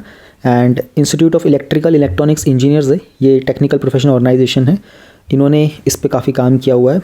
और इंपॉर्टेंट ये होगा कि वाईफाई के अंदर ना आपकी रेडियो वेव्स यूज़ होती हैं, तो ये आपको मालूम होना चाहिए एक फ़ीचर इसका। बेस स्टेशन होता है, एक राउटर होता है, एक्सेस करने के डिवाइसेस होते हैं। फ़ायदा क्या होगा भाई, आजकल बहुत सारी चीज़ें क्लाउड बेस्ड होती जा रही हैं, बहुत सारी एप्लीकेशंस हैं, इंडिया को आर्टिफिशियल इंटेलिजेंस पे भी काम करना है ना। And we have lots of IoTs मतलब इंटरनेट ऑफ थिंग्स। जैसे कि आजकल आप लोगों ने देखा होगा ना कि रिमोट वाले फैन्स आ गए हैं घरों में, रिमोट वाली लाइट्स आ गई हैं, आप अपने बेड के ऊपर बैठे बैठे रिमोट से लाइट को ऑन ऑफ कर सकते हो, है ना। तो वो चीज़ कैसे चल रही होती है, घर में वाईफाई चलती है। We have these water purifier जो आ रहे होते हैं, वो भी स्मार्ट हो गए हैं, वो वाईफाई इनेबल्ड है। आप ऐप से अपने वाटर प्योरीफायर को कंट्रोल कर सकते हो, ऐप से ही आप अपने रूम हीटर को, है ना, एंड एयर प्योरीफायर्स को, इन सबको कंट्रोल कर पा रहे हो। तो ये सब क्या है, these are things of the internet now. और भी बहुत सारे फीचर्स आ रहे हैं रूम के अंदर भी, घरों के अंदर, ऑफिस में, इनमें कार्स के लिए भी कुछ डिवाइसेस में ऐसे ऑप्शंस आने लग गए हैं। आजकल कार भी ऐप से कंट्रोल होने लग गई है बहुत हद तक। मतलब इफ़ यू कैन सी, अगर आप अपनी कार का जो लॉक होता है वो लगाना भूल गए होते हो तो ऐप से आप अपनी कार को दूर से लॉक कर पा रहे होते हो। तो बेसिक कार्स में आ गया, लाइक हमारी गाड़ी में भी आ गया था ये ऑप्शन। तो छोटे बड़े हर जगह पर ये चीज़ें अवेलेबल होने स्टार्ट हो गई हैं। फिर आगे 8K वीडियोज़ को प्ले करने के लिए you need high speed internet, है ना, ताकि बैंडविड्थ अच्छी मिलती रहे। सिंपल टॉपिक था to understand, but do remember comparison में कुछ कुछ बातें आपको जो थोड़ी बहुत याद रखनी होंगी। टॉपिक आपका प्रीलिम्स का ज़्यादा रहने वाला है। टॉपिक नंबर 7.4 में we will talk about the CAR T cell therapy. Recently CDSO ने बोला था कि जो इंडिया का द्वारा जो कार टी सेल थेरेपी है ना, उसको अप्रूवल दे देते हैं हम लोग। तो central drug standard control organization है, इन्होंने कार टी सेल थेरेपी को अप्रूवल दे दिया है। बहुत ही शॉर्ट में अगर मैं आपको बताऊँ ना, तो पहली बात तो टी सेल आपका PYQ में आ चुका है, ध्यान रखना इस बात को। टी सेल जो होता है, आप इसको बोल सकते हो कि ये एक वाइट ब्लड सेल की तरह काम करता है, तो जो बॉडी के अंदर इम्यूनिटी रिकवरी की तरह से काम करता है। कार जो होता है ये एक प्रोटीन होता है, ये प्रोटीन टी सेल के साथ ऐड किया जाता है, फिर इसको बॉडी में इंजेक्ट करते हैं और फिर ये हमारे कैंसर वाले सेल्स को डिस्ट्रॉय करता है। आसान भाषा में तो ये होता है, ठीक है। अब आगे हम पूरे टॉपिक को पढ़ेंगे। तो ये जो थेरेपी है इसको नाम दिया गया नेक्सकार 19। ऑलराइट, क्या चीज़ होती है, ये ब्लड कैंसर को ठीक करेगी, इसको बोलते हैं लिम्फोमा एंड ल्यूकेमिया। इंडिया पहला ऐसा डेवलपिंग कंट्री, पहला है, और भी कंट्रीज है बट डेवलपिंग में पहला ऐसा है जिसने अपनी इंडिजिनियस कार टी थेरेपी बनाई। तो जनरल नाम कार टी है, उसको डेवलप करके इंडिया के स्पेसिफिक हमने उसको नेक्सकार 19 बोला है। टी सेल क्या होते हैं, बी सेल क्या होते हैं, इसको भी पढ़ेंगे। पहले हम लोग कार टी के बारे में देख लेते हैं। सिंपल है, शरीर से खून निकालेंगे, ठीक है। ये वाइट ब्लड सेल होता है जो डिजीज़ को डिस्ट्रॉय करता है, टी सेल। अब इस टी सेल में हम लोग कार वाला जो ये प्रोटीन होता है ना, जिसको बोलते हैं कैमेरिक एंटीजन रिसेप्टर, ये ऐड कर देंगे। अब ये जो सेल होते हैं ना, ये कैंसर वाले सेल को आइडेंटिफाई करेंगे। अब ये क्या बन गया, कार टी बन गया। दोबारा सुनो, व्यक्ति के शरीर से खून निकाला, उसमें टी सेल निकाले, टी सेल में हमने कार को ऐड किया लैब में। अब ये कार के पास कैपेबिलिटी हो गई कि कैंसर सेल को आइडेंटिफाई करेगा, फिर उसको बॉडी में डाल देंगे, मल्टीप्लाई हो जाएगा और ये कैंसर को अटैक करेगा। तो this type of treatment is for treating the blood cancer. Right, cancer cells को टारगेट करता है ये, ठीक है। अब इसमें जो समझना है वो होता है टी सेल और P cell. T cells direct fighters होते हैं फॉरेन इन्वेडर्स के, जो बाहर से कोई आया होता है उनसे फाइट करते हैं। Alright, and B cells antibody के मॉलिक्यूल्स प्रोड्यूस करते हैं। ये फॉरेन बॉडी से ही फाइट करते हैं बट आउटसाइड द सेल्स। तो लिम्फोसाइट्स जो होते हैं वो type of white blood cells ही होते हैं जो ब्लड के अंदर सर्कुलेट करते हैं और ये हमारे इम्यून सिस्टम का पार्ट होते हैं। तो हमारे पास दो मेन तरह के लिम्फोसाइट हो गए, टी सेल और बी सेल। सिंपल, ज़्यादा टफ तो नहीं है समझना, ठीक है। ये जो थेरेपी है ना NextCAR19 की, इसमें हम लोग कैंसर सेल को डिस्ट्रॉय करेंगे जो CD19 के प्रोटीन को कैरी करते हैं। CD19 एक बायोमार्कर की तरह काम करेगा, बायोमार्कर की तरह, ओके। ये टारगेट करता है ल्यूकेमिया इम्यूनोथेरेपीज़ को। फाइन, बायोमार्कर क्या होता है? इंडिकेटर की तरह काम करेगा, वो बता देगा, इन्फॉर्मेशन दे देगा कि भाई ये चीज़ है। It's simple. अच्छा, ये जो थेरेपी है ये उन लोगों के लिए काम करती है जो कीमोथेरेपी को रिस्पॉन्ड नहीं करते। कीमोथेरेपी आपने सुना होगा, ये भी कैंसर को बोलते हैं ना कि कीमो चल रहा है इसका, तो उसमें भी हम लोग कुछ दवाइयों का इस्तेमाल करते हैं जो आपकी बॉडी के अंदर कैंसर को किल करता है। कैंसर क्या होता है? आसान भाषा में अगर बोलूँ तो मल्टीपल प्रोडक्शन होता है सेल का, एक्सेसिव प्रोडक्शन होता है, अनकंट्रोल तरीके से एक सेल प्रोड्यूस होना स्टार्ट हो जाते हैं जो प्रॉब्लम बन जाता है। तो जो कीमोथेरेपी होती है, आप लोगों ने देखा होगा, सोनाली बेंद्रे, युवराज सिंह, ये कुछ पॉपुलर फेसेस थे जिन्होंने कीमो वगैरह कराया था, तो उनके ना बाल उड़ जाते हैं। इसका एक बहुत बड़ा जो साइड इफ़ेक्ट होता है, बाल उड़ जाते हैं इसके, ठीक है। तो ये बहुत स्पेसिफिक नहीं होता है ना, तो ये कैंसर को भी इम्पैक्ट करता है और ये हेल्दी सेल को भी इम्पैक्ट करता है। इसलिए हमने कहा स्पेसिफिक नहीं। स्पेसिफिक का मतलब कि जो बात बोल दी उसी को जाकर टारगेट करेगा। CAR-T में ये बेनिफिट होता है, बहुत स्पेसिफिक होता है, सिर्फ कैंसर सेल को ही इम्पैक्ट करता है, इसलिए CAR-T को डेवलप किया गया है। और मल्टीपल साइकिल्स रन करने पड़ते हैं कीमो के, है ना, लंबे समय तक। CAR-T के अंदर ये होता है सिंगल इन्फ्यूजन से लंबे समय कई ट्रीटमेंट हो जाते हैं इसके। ट्रीटमेंट बड़ा ही स्टैंडर्डाइज ट्रीटमेंट होता है, पर्सनल अप्रोच देने की ज़रूरत नहीं होती। मतलब कैंसर हो गया तो कीमो स्टार्ट कर दो, ऐसा नहीं होता है। CAR-T में थोड़ा करना पड़ता है, पेशेंट के खुद के सेल निकालने पड़ेंगे, उस जिस पेशेंट को प्रॉब्लम है उसी के सेल निकाले जाएंगे, उसी को दिए जाएंगे। तो ये थोड़ा दोनों में डिफरेंस होता है। इट्स अ ब्यूटीफुल थिंग ना, एक अच्छी टेक्नोलॉजी डेवलप हो गई है। प्रॉब्लम क्या आती है? साइटोकाइन की प्रॉब्लम आती है। साइटोकाइन में क्या होता है कि ना अबंडेंट अमाउंट के अंदर रिलीज हो जाता है इस सेल का, ठीक है। तो इम्यून सिस्टम के एक इंटेंसिफाइड इम्यून सिस्टम रिस्पॉन्स होता है, बल्क में प्रोडक्शन हो जाती है साइटोकाइन में। न्यूरोलॉजिकल टॉक्सिसिटी हो सकती है और कभी कभी कन्फ्यूजन या सीजर भी आ सकते हैं। एप्लीकेशन अभी कंपैरेटिवली बहुत कम है क्योंकि सिर्फ ब्लड कैंसर पर ही काम कर रहा है। कोशिश की है कि इसको बाकी जगह पर भी लेके जाया जाए। थोड़ा महंगा पड़ता है, पेशेंट की एलिजिबिलिटी देखनी पड़ती है, उसकी ओवरऑल हेल्थ कैसी है ना, कोई दूसरी और कंडीशन तो नहीं है जो उसको नुकसान पहुंचा सकती है। तो फ्यूचर में हम लोग इसको ऊपर और रिसर्च करके इसको बेहतर बना सकते हैं, है ना। और इसका जो साइड इफेक्ट होता है, CRS बोलते हैं इसको, साइटोकाइन रिलीज सिंड्रोम, न्यूरोटॉक्सिसिटी, इन दो प्रॉब्लम्स को भी हैंडल किया जाएगा। ग्लोबली दूसरी कंट्रीज के साथ बात कर सकते हैं, रिसर्च को बेहतर कर सकते हैं एंड SOPs बना सकते हैं। इसके SOP मतलब होता है स्टैंडर्ड ऑपरेटिंग प्रोसीजर, यानी कि कोई प्रॉब्लम आई उसका SOP बना दो। ये स्टेप मतलब वो नोट डाउन कर लो प्रॉपर स्टेप्स, उसको अप्रूवल ले लो कि ये प्रॉब्लम हुई, टक टक करके एक की वजह से। फायर ब्रिगेड का काम क्या होता है? उनके पास SOPs होते हैं ना, डिजास्टर मैनेजमेंट में ये प्रॉब्लम होगी, ये स्टेप फॉलो करने। आर्मी के पास SOPs होते हैं, अटैक होगा ये सीक्वेंस में काम करना है। तो एप्लीकेशन के लिए बहुत सही होता है वो। देन एप्लीकेशन को एक्सपेंड करने की ज़रूरत है, डिफरेंट टाइप के ब्लड कैंसर्स होते हैं, वी कैन वर्क देयर। तो this is something which already been asked in the previous exam. CD19 याद रखना, ऑलराइट।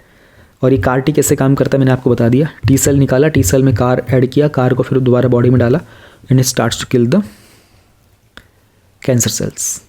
ये इंडिया की टेक्नोलॉजी है, therapy NextCAR19, central drug standard control organisation ने अप्रूवल दिया है।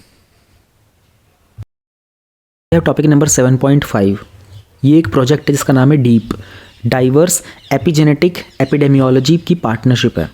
तो CCMB और CSIR दोनों ने मिलकर के कुछ रिसर्च ग्रुप ने कोलैबोरेट किया है इस प्रोजेक्ट के लिए। मैं बहुत आसानी से टॉपिक आपको समझा दूंगा।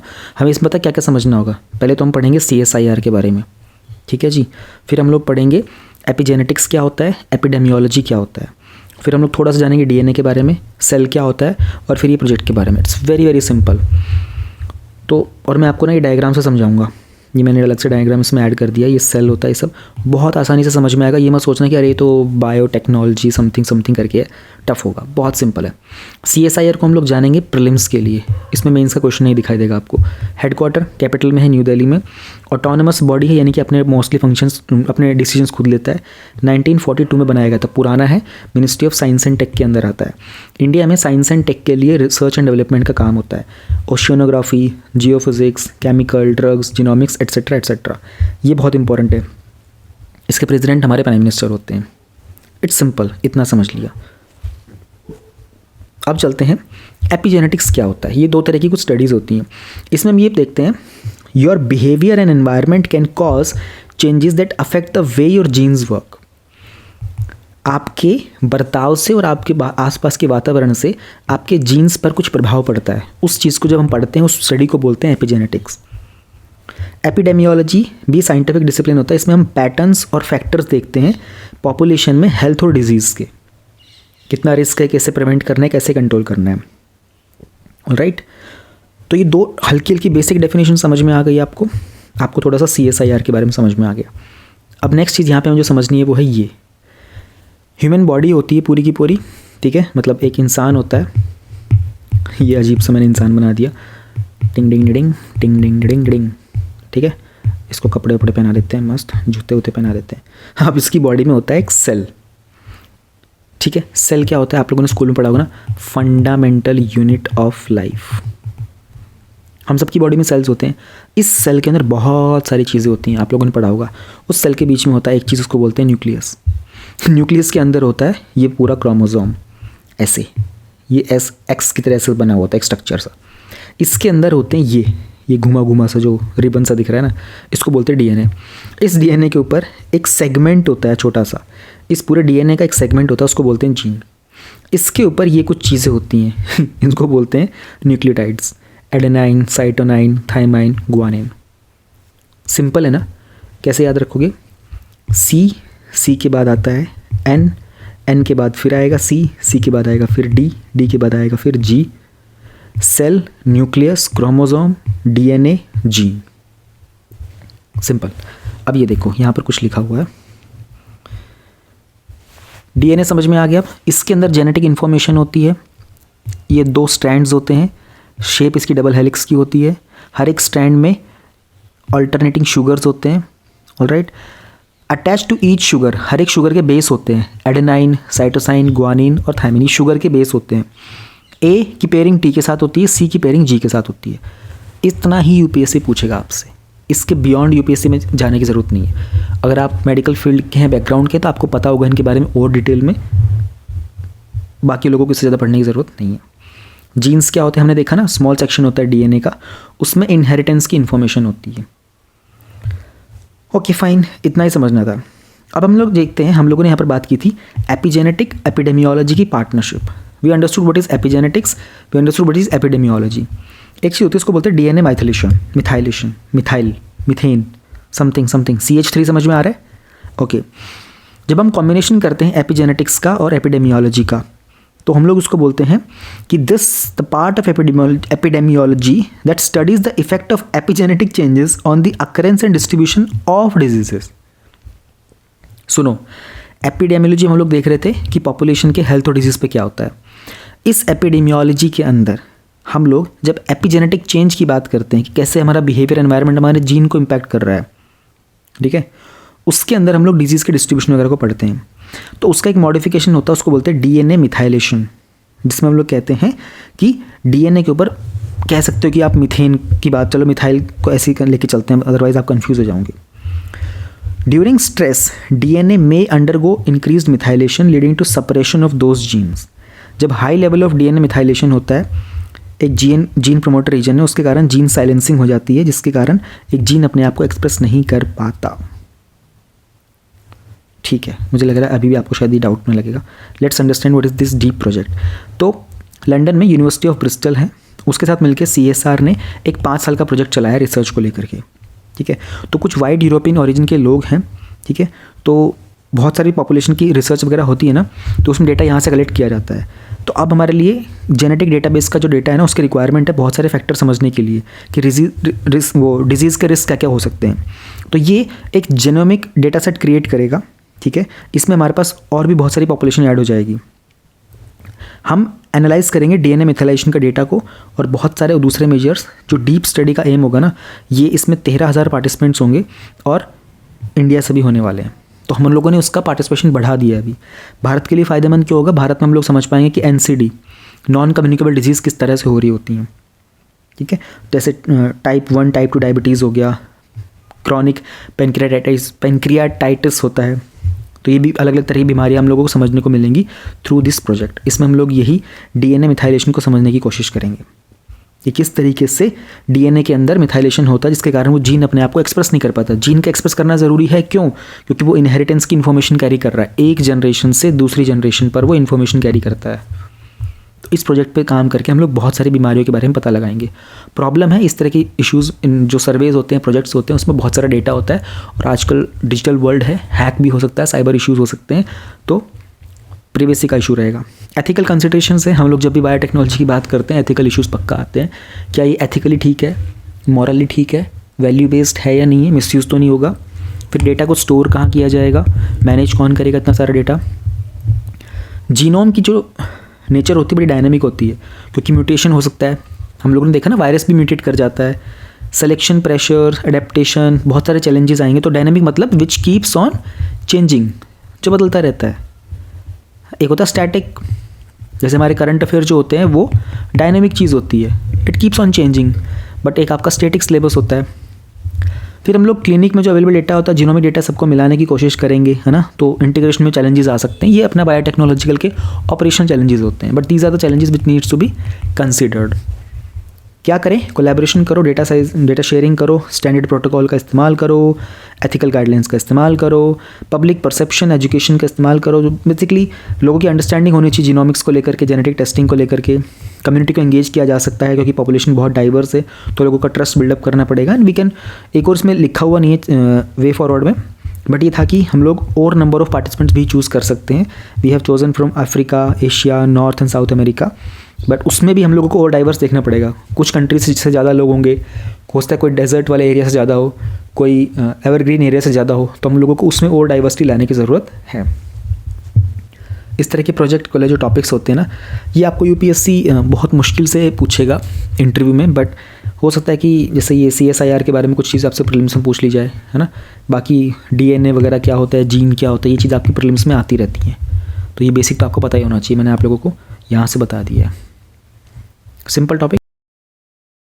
रिसेंटली जो मेंस का एग्जाम हुआ था, उसमें मोर देन 20 क्वेश्चंस थे जो इन गिवन माइंड मैप से डूएबल थे। अगर आपको भी इस तरह के माइंड मैप्स कलेक्ट करने and you want more than 900 of such mind maps जो आपको एग्जाम में एक एक्स्ट्रा एज दे सकते हैं, then download link of all these 900+ mind maps is given in the description of this video. Number 7.6 is very interesting, ultra processed food. तो FAO ने एक रिपोर्ट निकाली थी, state of food and agriculture 2023, और उन्होंने बताया था कि अल्ट्रा प्रोसेस्ड फूड के अंदर एक हिडन कॉस्ट होती है। Will try to understand everything. ये ट्रू कॉस्ट अकाउंटिंग क्या होता है, अल्ट्रा प्रोसेस्ड फूड्स, उसके इम्पैक्ट क्या होते हैं, चैलेंजेस क्या होते हैं, FAO के बारे में with respect to prelims important है जानना। और FSSAI जो इंडिया का है, उसने कुछ इनिशिएटिव्स लिए थे किस तरह से हम अल्ट्रा प्रोसेस्ड फूड को हटा सकते हैं। So will start with FAO। Headquarters are in Rome, Italy. India इसका मेंबर है, टोटल 195 मेंबर्स हैं। 1949 में शुरुआत हुई थी। UN की ही एजेंसी है, nutrition, agriculture, productivity, global economic growth में भी कंट्रीब्यूशन करता है। कौन से फूड्स होते हैं जो mainly from substances which are extracted from food, जैसे fat, starch, added sugar, hydrogenated fats, इनसे बनाए गए जो फूड्स होते हैं ना, उसको बोलते हैं हम लोग अल्ट्रा प्रोसेस्ड फूड्स। तो इनके कारण ओबेसिटी, मोटापा, डायबिटीज़, कार्डियोवास्कुलर, जो हम लोग बोलते हैं ना हार्ट वाली डिजीज़ होती है ना, दिल से संबंधित बीमारियां, वो सब हो जाती हैं। अब ये डायग्राम काफ़ी अच्छा समझा पाएगा हमें। साफ सी बात है कि ज़्यादा शुगर और सॉल्ट होगा तो न्यूट्रिएंट क्वालिटी कम हो ही जाती है, तो ओवर कंजम्पशन भी होता है, ईटिंग रेट इंक्रीज़ हो जाता है, एंड कार्डियो मेटाबॉलिक डिजीज़ होती है इन सब से। फिर उसमें अलग अलग तरीके होते हैं, एक्सट्रूजन, मोल्डिंग वगैरह, प्री फ्राइंग, तो उसका मैट्रिक्स और टेक्सचर चेंज हो जाता है। कंटेमिनेंट्स हो जाते हैं प्रोसेसिंग के टाइम पे, एडिटिव्स डाले जाते हैं ताकि लंबे समय तक सर्वाइव करे वो। And there are other like bisphenol, phthalates, mineral, और ये बायोस्फिनॉल जो होता है एग्ज़ाम में आया था आपके, तो इन चीज़ों की पैकेजिंग के कारण वो कंटेमिनेशन हो सकता है। There are so many things, it all leads to cardio metabolic diseases. तो ये तो समझ में आ गया होगा ना। ये कुछ आई थिंक क्या है, फ्रेंच फ्राइज़ हैं, ये कुछ क्या लग रहा है, ये आई थिंक ये मीट है कुछ, ये टेट्रा पैक लग रहा है, this is some hot dog, ये कुछ burger, pizza, looks like some ice cream, ये शायद पीनट बटर है, chips, burger, doughnuts, again some, अच्छा ये पॉपकॉर्न था, ये फ्रेंच फ्राइज़ हैं, ये packed coffee, hot chocolate type things. अच्छा दिस इज़ आइसक्रीम, तो ये पता नहीं क्या है भाई।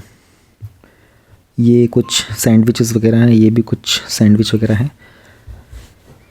तो रिपोर्ट में बताया था कि इंडिया का जो अल्ट्रा प्रोसेस फूड सेक्टर है ना, इसका कंपाउंड एनुअल ग्रोथ है 13.37 का 2011 से 2021 तक। और बेसिकली सेल्स के मामले में बता रहा है वो, रिटेल वैल्यू जो है वो 2006 में $0.9 बिलियन थी, 2019 में $37.9 बिलियन तक चली गई। बहुत हाई वैल्यू होती है ये। तो इस रिपोर्ट में ना असेसमेंट किया गया था एग्रीकल्चर फूड सिस्टम में ना एक हिडन इम्पैक्ट क्या होता है उसके लिए। तो उसके लिए हम लोग बोलते हैं ट्रू कॉस्ट अकाउंटिंग। तो एक अप्रोच होती है जिसमें हम लोग उसका एनवायरमेंटल, सोशल, हेल्थ और इकोनॉमिक कॉस्ट क्या लग रहा होता है वो सब निकालते हैं। तो we find the true cost कि भाई इसके कारण एनवायरनमेंट को बनाते वक्त कितना नुकसान हुआ, बाद में कितना नुकसान होगा, सोसाइटी का क्या कुछ यूटिलाइज हुआ था पहले और उस पर अभी फ्यूचर में क्या इम्पैक्ट होगा। तो किसी भी तरह के एग्री फूड सिस्टम्स में, ताकि जो पॉलिसी मेकर्स होते हैं वो जब डिसीजन मेकिंग करें तो हर तरह की वैल्यू को कंसिडर किया जा चुका हो। तो it's a better way to represent things. और अगर हम बात करते हैं ना, तो इस रिपोर्ट में, ये जो रिपोर्ट आई है हमारी the state of the food and agriculture report में, तो उन्होंने जब बात की ना हिडन कॉस्ट की, तो उन्होंने कहा कि जो भी अनहेल्दी डाइट होती हैं और ये जो हमारे अल्ट्रा प्रोसेस फूड्स वगैरह होते हैं ना, इन सब के कारण जो ये हिडन कॉस्ट निकल के आती है ना, इट्स मोर देन $7 ट्रिलियन। और ये इम्पैक्ट सारा का सारा हमारे हेल्थ और एनवायरनमेंट पर पड़ता है। ऑलराइट, तो भारत के अंदर हमारा जो FSSAI है, उन्होंने एक लिमिट लगाया था। जो ट्रांस फैटी एसिड होता है हमारे फूड के प्रोडक्ट्स में, उन्होंने कहा था कि 2% से कम होना चाहिए 2022 के बाद। फिर हमारा फूड एंड सेफ्टी स्टैंडर्ड 2018 के जो रेगुलेशंस आए थे, उन्होंने कहा था कि किसी भी तरह का अगर फॉल्स क्लेम वगैरह होगा ना, गलत चीज़, उसके लिए बिज़नेस को अकाउंटेबल ठहराया जाएगा। देन 2020 के रेगुलेशंस भी आए थे। हम लोगों ने स्कूल के कैंटीन्स में और स्कूल के कैंपस से 50 मीटर के आसपास इस तरह के फूड का जो डिस्ट्रीब्यूशन था, सेल था, वो बंद करा दिया था। ईट राइट इंडिया मूवमेंट चलाया था। आज से थोड़ा कम मूवमेंट चलाया गया था ताकि लोगों को पता चले कि सॉल्ट, शुगर और फैट कंजम्पशंस को कंपैरेटिवली कम किया जाए। इस तरह की चीज़ को रोकने में ना बहुत प्रॉब्लम आती है, क्योंकि हमारे पास एक प्रॉपर डेफिनेशन नहीं है कि ये होते क्या हैं। फिर हमारे पास ऐसा टैक्स मॉडल नहीं है जो न्यूट्रिशन पर बेस्ड हो। हमारा जो GST जो होता है ना, वो न्यूट्रिशन कंटेंट के साथ अलाइन नहीं कर पा रहा है। डेटा की भी कमी है, हम लोगों ने कभी ऐसा सर्वे किया ही नहीं ताकि उसके बेसिस पर हम लोग अपने बेहतर पॉलिसी डिसीजंस ले पाएँ। सब्सिडीज़ की भी कमी है यहाँ पर। दूसरे फिस्कल इनिशिएटिव इंसेंटिव नहीं दे पाते किस चीज़ में, हेल्दी प्रोडक्ट्स में। जैसे अभी तो चल रहा है, इस साल जो था ये, जैसे 2023-24 में हम लोग बहुत फोकस करने वाले मिलेट्स के ऊपर। आप सबको पता है मिलेट्स के बारे में। बट जैसे साउथ अफ्रीका के अंदर सब्सिडी दी जाती है फ्रूट्स एंड वेजिटेबल्स को, तो उनका हेल्थ इंश्योरेंस प्रोग्राम का हिस्सा बन जाता है ये। फिर FSSAI ने बोला था कि इंडियन न्यूट्रिशन रेटिंग भी स्टार्ट कर सकते हैं। जैसे हम लोगों ने जो प्रीवियस वीडियो में टॉपिक देखा था ना, ग्रीन बिल्डिंग की कोडिंग वगैरह की, ग्रीन बिल्डिंग के रेटिंग्स वगैरह दी जाती हैं, कार्बन्स के लेकर के रेटिंग, तो रेटिंग देते हैं ना। जैसे हम लोग इलेक्ट्रिकल अप्लायंसेस जो होते हैं हमारे, उस पर हमारा जो BIS की रेटिंग होती है, ISI मार्क आता है, स्टार रेटिंग होती है। तो प्रपोजल था कि न्यूट्रिशन की रेटिंग दी जाए, है ना। और वो सब में अभी तक कोई प्रॉपर तरीके से हो नहीं पाया, इम्प्लीमेंटेशन हो नहीं पाया। तो वही चैलेंजेस ही हैं। अब इन सब चैलेंजेस हैं, इन्हीं सब को जब हम पलट देंगे तो हमारा वे फॉरवर्ड बन जाएगा। प्रॉपर डेफिनेशन पे काम कर सकते हैं, न्यूट्रिशन वाले टैक्सेस इंट्रोड्यूस कर सकते हैं, न्यूट्रिशन को लेकर के इंसेंटिव दे सकते हैं। ग्लोबल प्रैक्टिसेस होती हैं, जैसे मैक्सिको के अंदर जंक फूड टैक्स लगाया जाता है, तो वहाँ पर 7% कंजम्पशन रिड्यूस हो गया था बिकॉज ऑफ दिस, है ना। बाकी लेबलिंग कर सकते हैं प्रॉपर तरीके से। तो कंसल्टेशन, ऑस्ट्रेलिया, न्यूजीलैंड के अंदर वो लोग हेल्थ स्टार रेटिंग सिस्टम इस्तेमाल करते हैं। हम लोगों ने देखा ना, यहाँ पर रेटिंग सिस्टम हम लोग इंप्लीमेंट नहीं कर पा रहे, बट प्रपोज्ड। एडवर्टाइजमेंट में और मार्केटिंग के अंदर हम लोग न्यूट्रिशन सिक्योरिटी के बारे में बता सकते हैं अच्छे से, तो एक फ्रेमवर्क बना सकते हैं। साथ में ही हमारा FSSAI ने कहा था कि QR कोड होना चाहिए फूड के प्रोडक्ट्स के ऊपर। तो उसमें रेगुलेशंस जो आती है हमारी अंडर 2020 वाली, उसमें इन्फॉर्मेशन होनी चाहिए। और जो हमारा rights of person with disabilities हैं उनके लिए भी, ताकि किसी भी तरह का कोई डिटेल चाहिए होगा प्रोडक्ट को लेकर के, तो they can scan the QR code और उसके ऊपर कोई लिंक ओपन हो जाए जिसमें उस प्रोडक्ट की सारी डिटेल्स हों अच्छे से, कि इस प्रोडक्ट में किस तरह के इंग्रेडिएंट्स का इस्तेमाल किया गया है, एक्सपायरी डेट वगैरह क्या है, कौन कौन कंज्यूम कर सकता है, वेजिटेरियन है, नॉन वेजिटेरियन है। क्योंकि पैकेट के ऊपर इतना स्पेस नहीं होता, उसमें बहुत छोटा छोटा लिखते हैं ना, पढ़ना सबके लिए आसान नहीं होता। And there are people with disabilities, जिसको अगर शायद आँखों में देखने में परेशानी हो तो शायद वो ना पढ़ पाएँ, तो उनके लिए कोई ऑडियो हो, कोई वीडियो हो जो वो सुन सकें इस तरह से भी। तो QR को लेकर भी रिकमेंडेशंस आए हैं। अच्छा टॉपिक था अल्ट्रा प्रोसेस फूड्स को लेकर के। एंड इस तरह के टॉपिक आपसे पूछे जाएंगे मेंस में हेल्थ को लेकर के। अब हम लोग स्टार्ट करते हैं साइंस एंड टेक का न्यूज़ इन शॉर्ट वाला सेक्शन। सबसे पहले हमारा टॉपिक है 7.7.1 का, जो इंटरनेशनल स्पेस स्टेशन है उसको 25 साल हो चुके हैं। 1998 में बनाया गया था। US, European space agency, Japan की, कनाडा की, रशियन सब ने मिलकर बनाया था।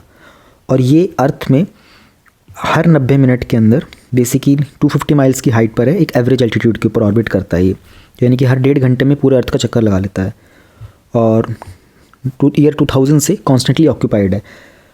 400 टन का इसका वजन है।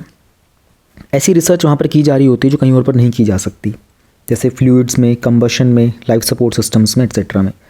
इंडिया का जो इसरो है वो भी 2035 तक भारतीय अंतरिक्ष स्टेशन लॉन्च करेगा, जो 20 टन का होगा, और उसमें 15 से 20 दिन तक हमारे जो एस्ट्रोनॉट्स होते हैं वो 400 किलोमीटर अबव द अर्थ रह पाएंगे। एटमॉस्फेरिक वेव एक्सपेरिमेंट और मिशन, तो नासा इसको लॉन्च करेगा इंटरनेशनल स्पेस स्टेशन में। बेसिकली जो टेरेस्ट्रियल और जो स्पेस वेदर होता है ना, उसको एक्सप्लोर करने के लिए पूरा का पूरा मिशन सेटअप किया जा रहा है। ये मीज़ोपॉज जो होता है, जो कि 87 किलोमीटर पर होता है बेसिकली, वहाँ पर एटमॉस्फेरिक ग्रेविटी वेव्स जो होती हैं उनको स्टडी करेगा। ये जो एटमॉस्फेयर के लेयर्स होते हैं, ये आप लोग अपनी ज्योग्राफी में पढ़ते हो, it's very easy to understand, remember them. तो ये पढ़ लेना, याद कर लेना, उसमें कभी कभी पूछ लेते हैं, जैसे जेट्स वाला स्ट्रेटोस्फेयर, ट्रोपोस्फेयर में बादल कहाँ होते हैं, क्या होते हैं, वो सब बहुत सिंपल होता है, एनसीईआरटी में गिवन है, वहाँ से क्वेश्चन एक आया था काफ़ी साल पहले, but just read it from there. Sun is the primary source of space weather, जहाँ पर ग्रेटेस्ट डिस्टर्बेंस होते हैं because of the solar flares and geomagnetic storms भी आते हैं। अगर हम इसको स्टडी करेंगे तो बेसिकली अगर आप देखना चाहोगे ना, ये होती हैं atmospheric gravity waves, this is how it moves. तो ग्रेविटी हवा को नीचे की तरफ खींचेगी, तो बहुत जाहिर सी बात है ना, एयर को बॉयंसी की वजह से लिफ्ट्स द एयर अपवर्ड। अब बॉयंसी क्या होता है? बॉयंसी भी एक फोर्स होता है। अगर आप लोगों ने स्कूल टाइम में पढ़ा होगा, 7th या 8th क्लास में हम लोग बॉयंसी के बारे में पढ़ते थे, बॉयंट फोर्स के बारे में पढ़ते थे। तो इसके थ्रू ना बेसिकली हम लोग क्या करने की कोशिश कर रहे हैं ना, किस तरीके से हमारे जो जेट स्ट्रीम होते हैं, जेट स्ट्रीम आप लोगों ने पढ़ा होगा, वेदर के अंदर पढ़ते हो आप लोग, क्लाइमेट वाला जो चैप्टर पढ़ोगे ज्योग्राफी में, पोलर वोर्टेक्स भी हम लोग पढ़ रहे होते हैं, कि जो North Pole and South Pole के जो बेसिकली नॉर्थ पोल के ऊपर मेजरली देखते हैं, जो एयर का जो कोल्ड एयर का करंट होता है वो किस तरह की मूवमेंट आती है, एक्सपैंड कैसे होता है। तो हम लोग ये सब स्टडी क्यों करना चाह रहे हैं? Why is NASA sending this mission? Prediction अच्छी करना चाहता है नासा अपनी, तो नासा इन पैटर्न्स को स्टडी कर रहा है, ये क्यों हो रहा है ना, why these movements are happening, किस तरीके से पावर ग्रिड पर इम्पैक्ट पड़ता है, अपवर्ड मूवमेंट से कैसे क्लाउड फॉर्मेशन होता है, डाउनवर्ड मूवमेंट से स्काइज क्लियर कैसे हो जाते हैं। इसको स्टडी करने के लिए ये मिशन बनाया गया। एक्स-रे पोलराइजेशन, ठीक है, तो इसको समझने के लिए हमें एक्स-रे पोलैरिमेट्री को समझना पड़ेगा पहले। ये एक टेक्निक है जिससे हमें ये पता चलता है कि ब्लैक होल के पास से जो रेडिएशन आ रही है ना, उसको हम आइडेंटिफाई कर पाते हैं। तो हमें समझ में आता है कि यूनिवर्स के अंदर ये रेज़ कहाँ से आ रही हैं, ब्लैक होल्स का नेचर क्या होता है ना, किस तरीके से मैग्नेटिक फील्ड्स वगैरह फॉर्म हो रहे होते हैं। Now what we are doing, तो ये इंडियन रिसर्चर्स ने कुछ एक्स-रे पोलराइजेशन डिटेक्ट किया था मिल्की वे के बाहर जो ब्लैक होल है वहाँ पर। तो IXP, imaging X-ray polarimetry explorer, और फिर नाइसर मिशन है, न्यू स्टार है, ये जो है बेसिकली IXP जो ये पहला मिशन है नासा का जो इस तरह की चीज़ें पढ़ता है। इसरो का जो आने वाला है वो है एक्सपोस्टैट मिशन, ये सेकेंड ऐसी सैटेलाइट होने वाली जो इस तरह की कैपेबिलिटी रखती है। We have plasma waves are detected on Mercury. आपको पता होगा सन के बाद आता है Mercury, then Earth, then Mars, then Jupiter, इस तरीके से। सॉरी मैंने गलत बोल दिया, Mercury, Venus, Earth, Mars, Jupiter, like this. Recently astronomers ने डिटेक्ट की थी कुछ mysterious singing plasma waves Mercury के पास। अब पहले तो आपको थोड़ा सा मरकरी के बारे में हल्का सा आइडिया होना चाहिए। स्मॉलेस्ट प्लेनेट है ये, ठीक है, और इसका कोई अपने खुद के कोई मून्स नहीं है।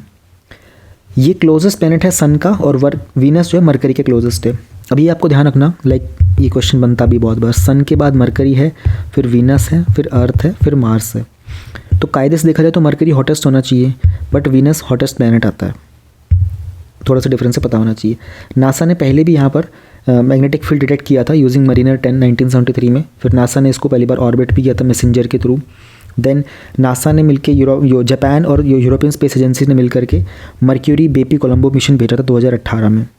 तो उसमें उन्होंने वहाँ पर बहुत सारे सरफेस को स्टडी किया था, है ना, इलेक्ट्रॉन्स वगैरह डिटेक्ट भी किए थे। अब हुआ क्या है कि पहली बार ना कुछ विस्लिंग साउंड वेव सुनाई दिए थे मरकरी के मैग्नेटिक फील्ड के अंदर। तो पहले भी ये चीज़ रिकॉर्ड की गई थी, अदर प्लैनेट्स के पास भी कुछ म्यूजिकल वेव्स वगैरह सुनने को मिलती हैं थिक एटमॉस्फेयर के अंदर। मरकरी के पास थिक एटमॉस्फेयर नहीं है जिसके अंदर ऑक्सीजन को वो कंटेन कर सकता है। तो बस ये थोड़ा सा ऑब्जर्वेशन था। वैस्प 10-7b नासा का जेम्स वेब टेलीस्कोप है, आप लोगों के मेंस के एग्जाम में पूछा गया था बिल्कुल रिसेंटली। तो उसने एक नया एक्सोप्लैनेट ढूंढ के निकाला है। अब एक्सोप्लैनेट क्या होते हैं, जो हमारे सोलर सिस्टम के बाहर की तरफ होते हैं बेसिकली, बियॉन्ड दैट। उसका ये नाम दिया गया। वहाँ पर वाटर वेपर भी है, वहाँ सल्फर डाइऑक्साइड भी है, सिलिकेट सैंड क्लाउड्स भी हैं। तो 2017 में ढूंढा गया था। ये 200 लाइट ईयर्स दूर है, यानी कि लाइट को 200 साल में जितना डिस्टेंस लाइट कवर करेगी उतना दूर है ये। जुपिटर के साइज़ का है, अर्थ से 30 टाइम्स बड़ा है। SOFIA stratospheric observatory for infrared astronomy. तो वीनस में रिसेंटली एटॉमिक ऑक्सीजन डिटेक्ट की गई थी इस ऑब्जर्वेटरी के थ्रू।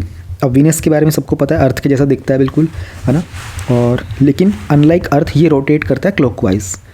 हम लोग कैसे रोटेट करते हैं, अर्थ जो हमारा है हम जाते हैं वेस्ट से ईस्ट की तरफ, तभी हमको ईस्ट से सन राइज होता हुआ दिखाई देता है। बट वीनस अलग तरीके से, वो ईस्ट से वेस्ट की तरफ रोटेट करता है। कोई मून्स वगैरह नहीं है, हॉटेस्ट प्लेनेट है क्योंकि ग्रीन हाउस गैस इफेक्ट होता है। ये एक एस्ट्रोनॉमिकल ऑब्जर्वेटरी है नासा की और जर्मन की। तो ये स्ट्रेटोस्फेयर में है। यहाँ पर 99% अर्थ की इंफ्रारेड की ब्लॉकिंग हो जाती है। लूसी मिशन नासा का मिशन था एंड उसने डिस्कवर किया था कि जो एस्ट्रॉयड डिंकिनेश है वो एक बाइनरी सिस्टम है 2 एस्ट्रॉयड्स का। 2021 में लूसी गया था, जो जुपिटर का जो ट्रोजन एस्ट्रॉयड्स है उनके लिए। ट्रोजन्स बेसिकली वही सब होते हैं जो सन के आसपास घूमते रहते हैं एंड पहले पुराने सोलर सिस्टम के कुछ पार्ट्स बच गए हमारे। ये सब डेफिनेशंस है, अगर आपको ये वैसे याद हो जाती है तो टॉपिक बहुत ईजी है। ये स्विम प्रोजेक्ट है, नासा ने फंडिंग करी है इस प्रोजेक्ट को, तो एरिजोना के यूनिवर्सिटी के द्वारा था। तो उसने कुछ मैप्स वगैरह निकाले हैं मार्स के सब सरफेस आइस को लेकर के। तो इस आइस से पता चलता है कि वहाँ पर ड्रिंकिंग वाटर की अवेलेबिलिटी कभी रही होगी और रॉकेट फ्यूल के लिए भी काम आ सकता है। तो मार्स के पास वाटर आइस भी है, कार्बन डाइऑक्साइड आइस दोनों हैं। यूक्लिड स्पेस टेलीस्कोप की कुछ इमेजेस आई थी। तो यूरोपियन स्पेस एजेंसी का मिशन था डार्क मैटर और डार्क एनर्जी को पढ़ने के लिए। अब यहाँ पर डेफिनेशंस बहुत काम की होंगी। डार्क मैटर का क्या होता है, डार्क एनर्जी का तो समझ लो। इसमें ये सब जो लिखा हुआ है बहुत इंपॉर्टेंट है। यूनिवर्स में नॉर्मल मैटर जो है, जिसको हम बोल सकते हैं कि विजिबल कॉन्स्टिट्यूट है, वो 5% है। जो दिखाई दे रहा है ना उसको हम विजिबल बोलेंगे, नॉर्मल वो 5% है। डार्क मैटर 25% है और डार्क एनर्जी 70% है। ठीक है, नॉर्मल मैटर समझ गए। डार्क मैटर इलेक्ट्रोमैग्नेटिक फोर्स के साथ इंटरेक्ट नहीं करता, उसको बोलते हैं डार्क मैटर, राइट। ना वो लाइट को एब्जॉर्ब करेगा, ना वो रिफ्लेक्ट करेगा, ना वो एमिट करता है, तो उसको आइडेंटिफाई कर पाना मुश्किल होता है। डार्क एनर्जी एक अननोन एनर्जी को बोला गया है जिसके कारण से यूनिवर्स एक्सपैंड हो रहा है। अगर आप लोग हमारे जो स्क्रिप्चर्स वगैरह हैं, भारत के जो स्क्रिप्चर्स, उन्होंने इसको शक्ति का ही नाम दिया था। हम लोग उसको शक्ति बोल देते हैं, द डार्क एनर्जी। इन्होंने डार्क वगैरह बहुत बोलते हैं, evil, darkness, this and that nonsense करते हैं। भारत वालों ने इसके बारे में बहुत पहले, हमारे ऋषियों मुनियों ने ध्यान में बैठ करके, उनका विजन इंट्यूशन इतना स्ट्रॉन्ग था कि it all the knowledge came to them, और उन्होंने पहले बता दिया था कि ये इसको शक्ति का ही नाम दिया गया था। तो अगर आप पूरा डिटेल में जाओगे ना, the whole universe in itself is a feminine energy actually. So Brahma, Vishnu, Mahesh, हम इनको 3 टाइप ऑफ फोर्सेस बोलते हैं ना, the generator, the operator and the destroyer. Brahma जो जनरेट करता है, जिससे उत्पत्ति होती है। विष्णु मेंटेनेंस, है ना, ऑपरेट करना। Mahesh, Shiva, destroyer also. तो हम लोग बोलते हैं ना, ये स्टमक रीजन होता है, ये हमारा हार्ट रीजन होता है, ये हमारा हेड रीजन होता है। तो GOD, गॉड भी ऐसे ही बनता है। ये ब्रह्मा, विष्णु और जो महेश होता है ना, ये पूरा हम लोग कह सकते हैं कि the normal matter and the dark matter. But this normal matter and the dark matter is enclosed by the शक्ति, जो देवी शक्ति हम इसको बोलते हैं।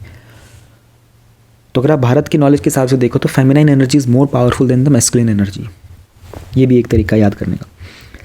इजेक्ट हैलो, चंद्रयान 3 मिशन के बारे में पता था, सॉफ्ट लैंडिंग हुई थी तो उसके कारण बहुत सारी डस्ट निकली थी।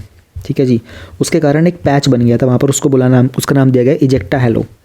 बस इतना याद रखना, नाम ही आएगा।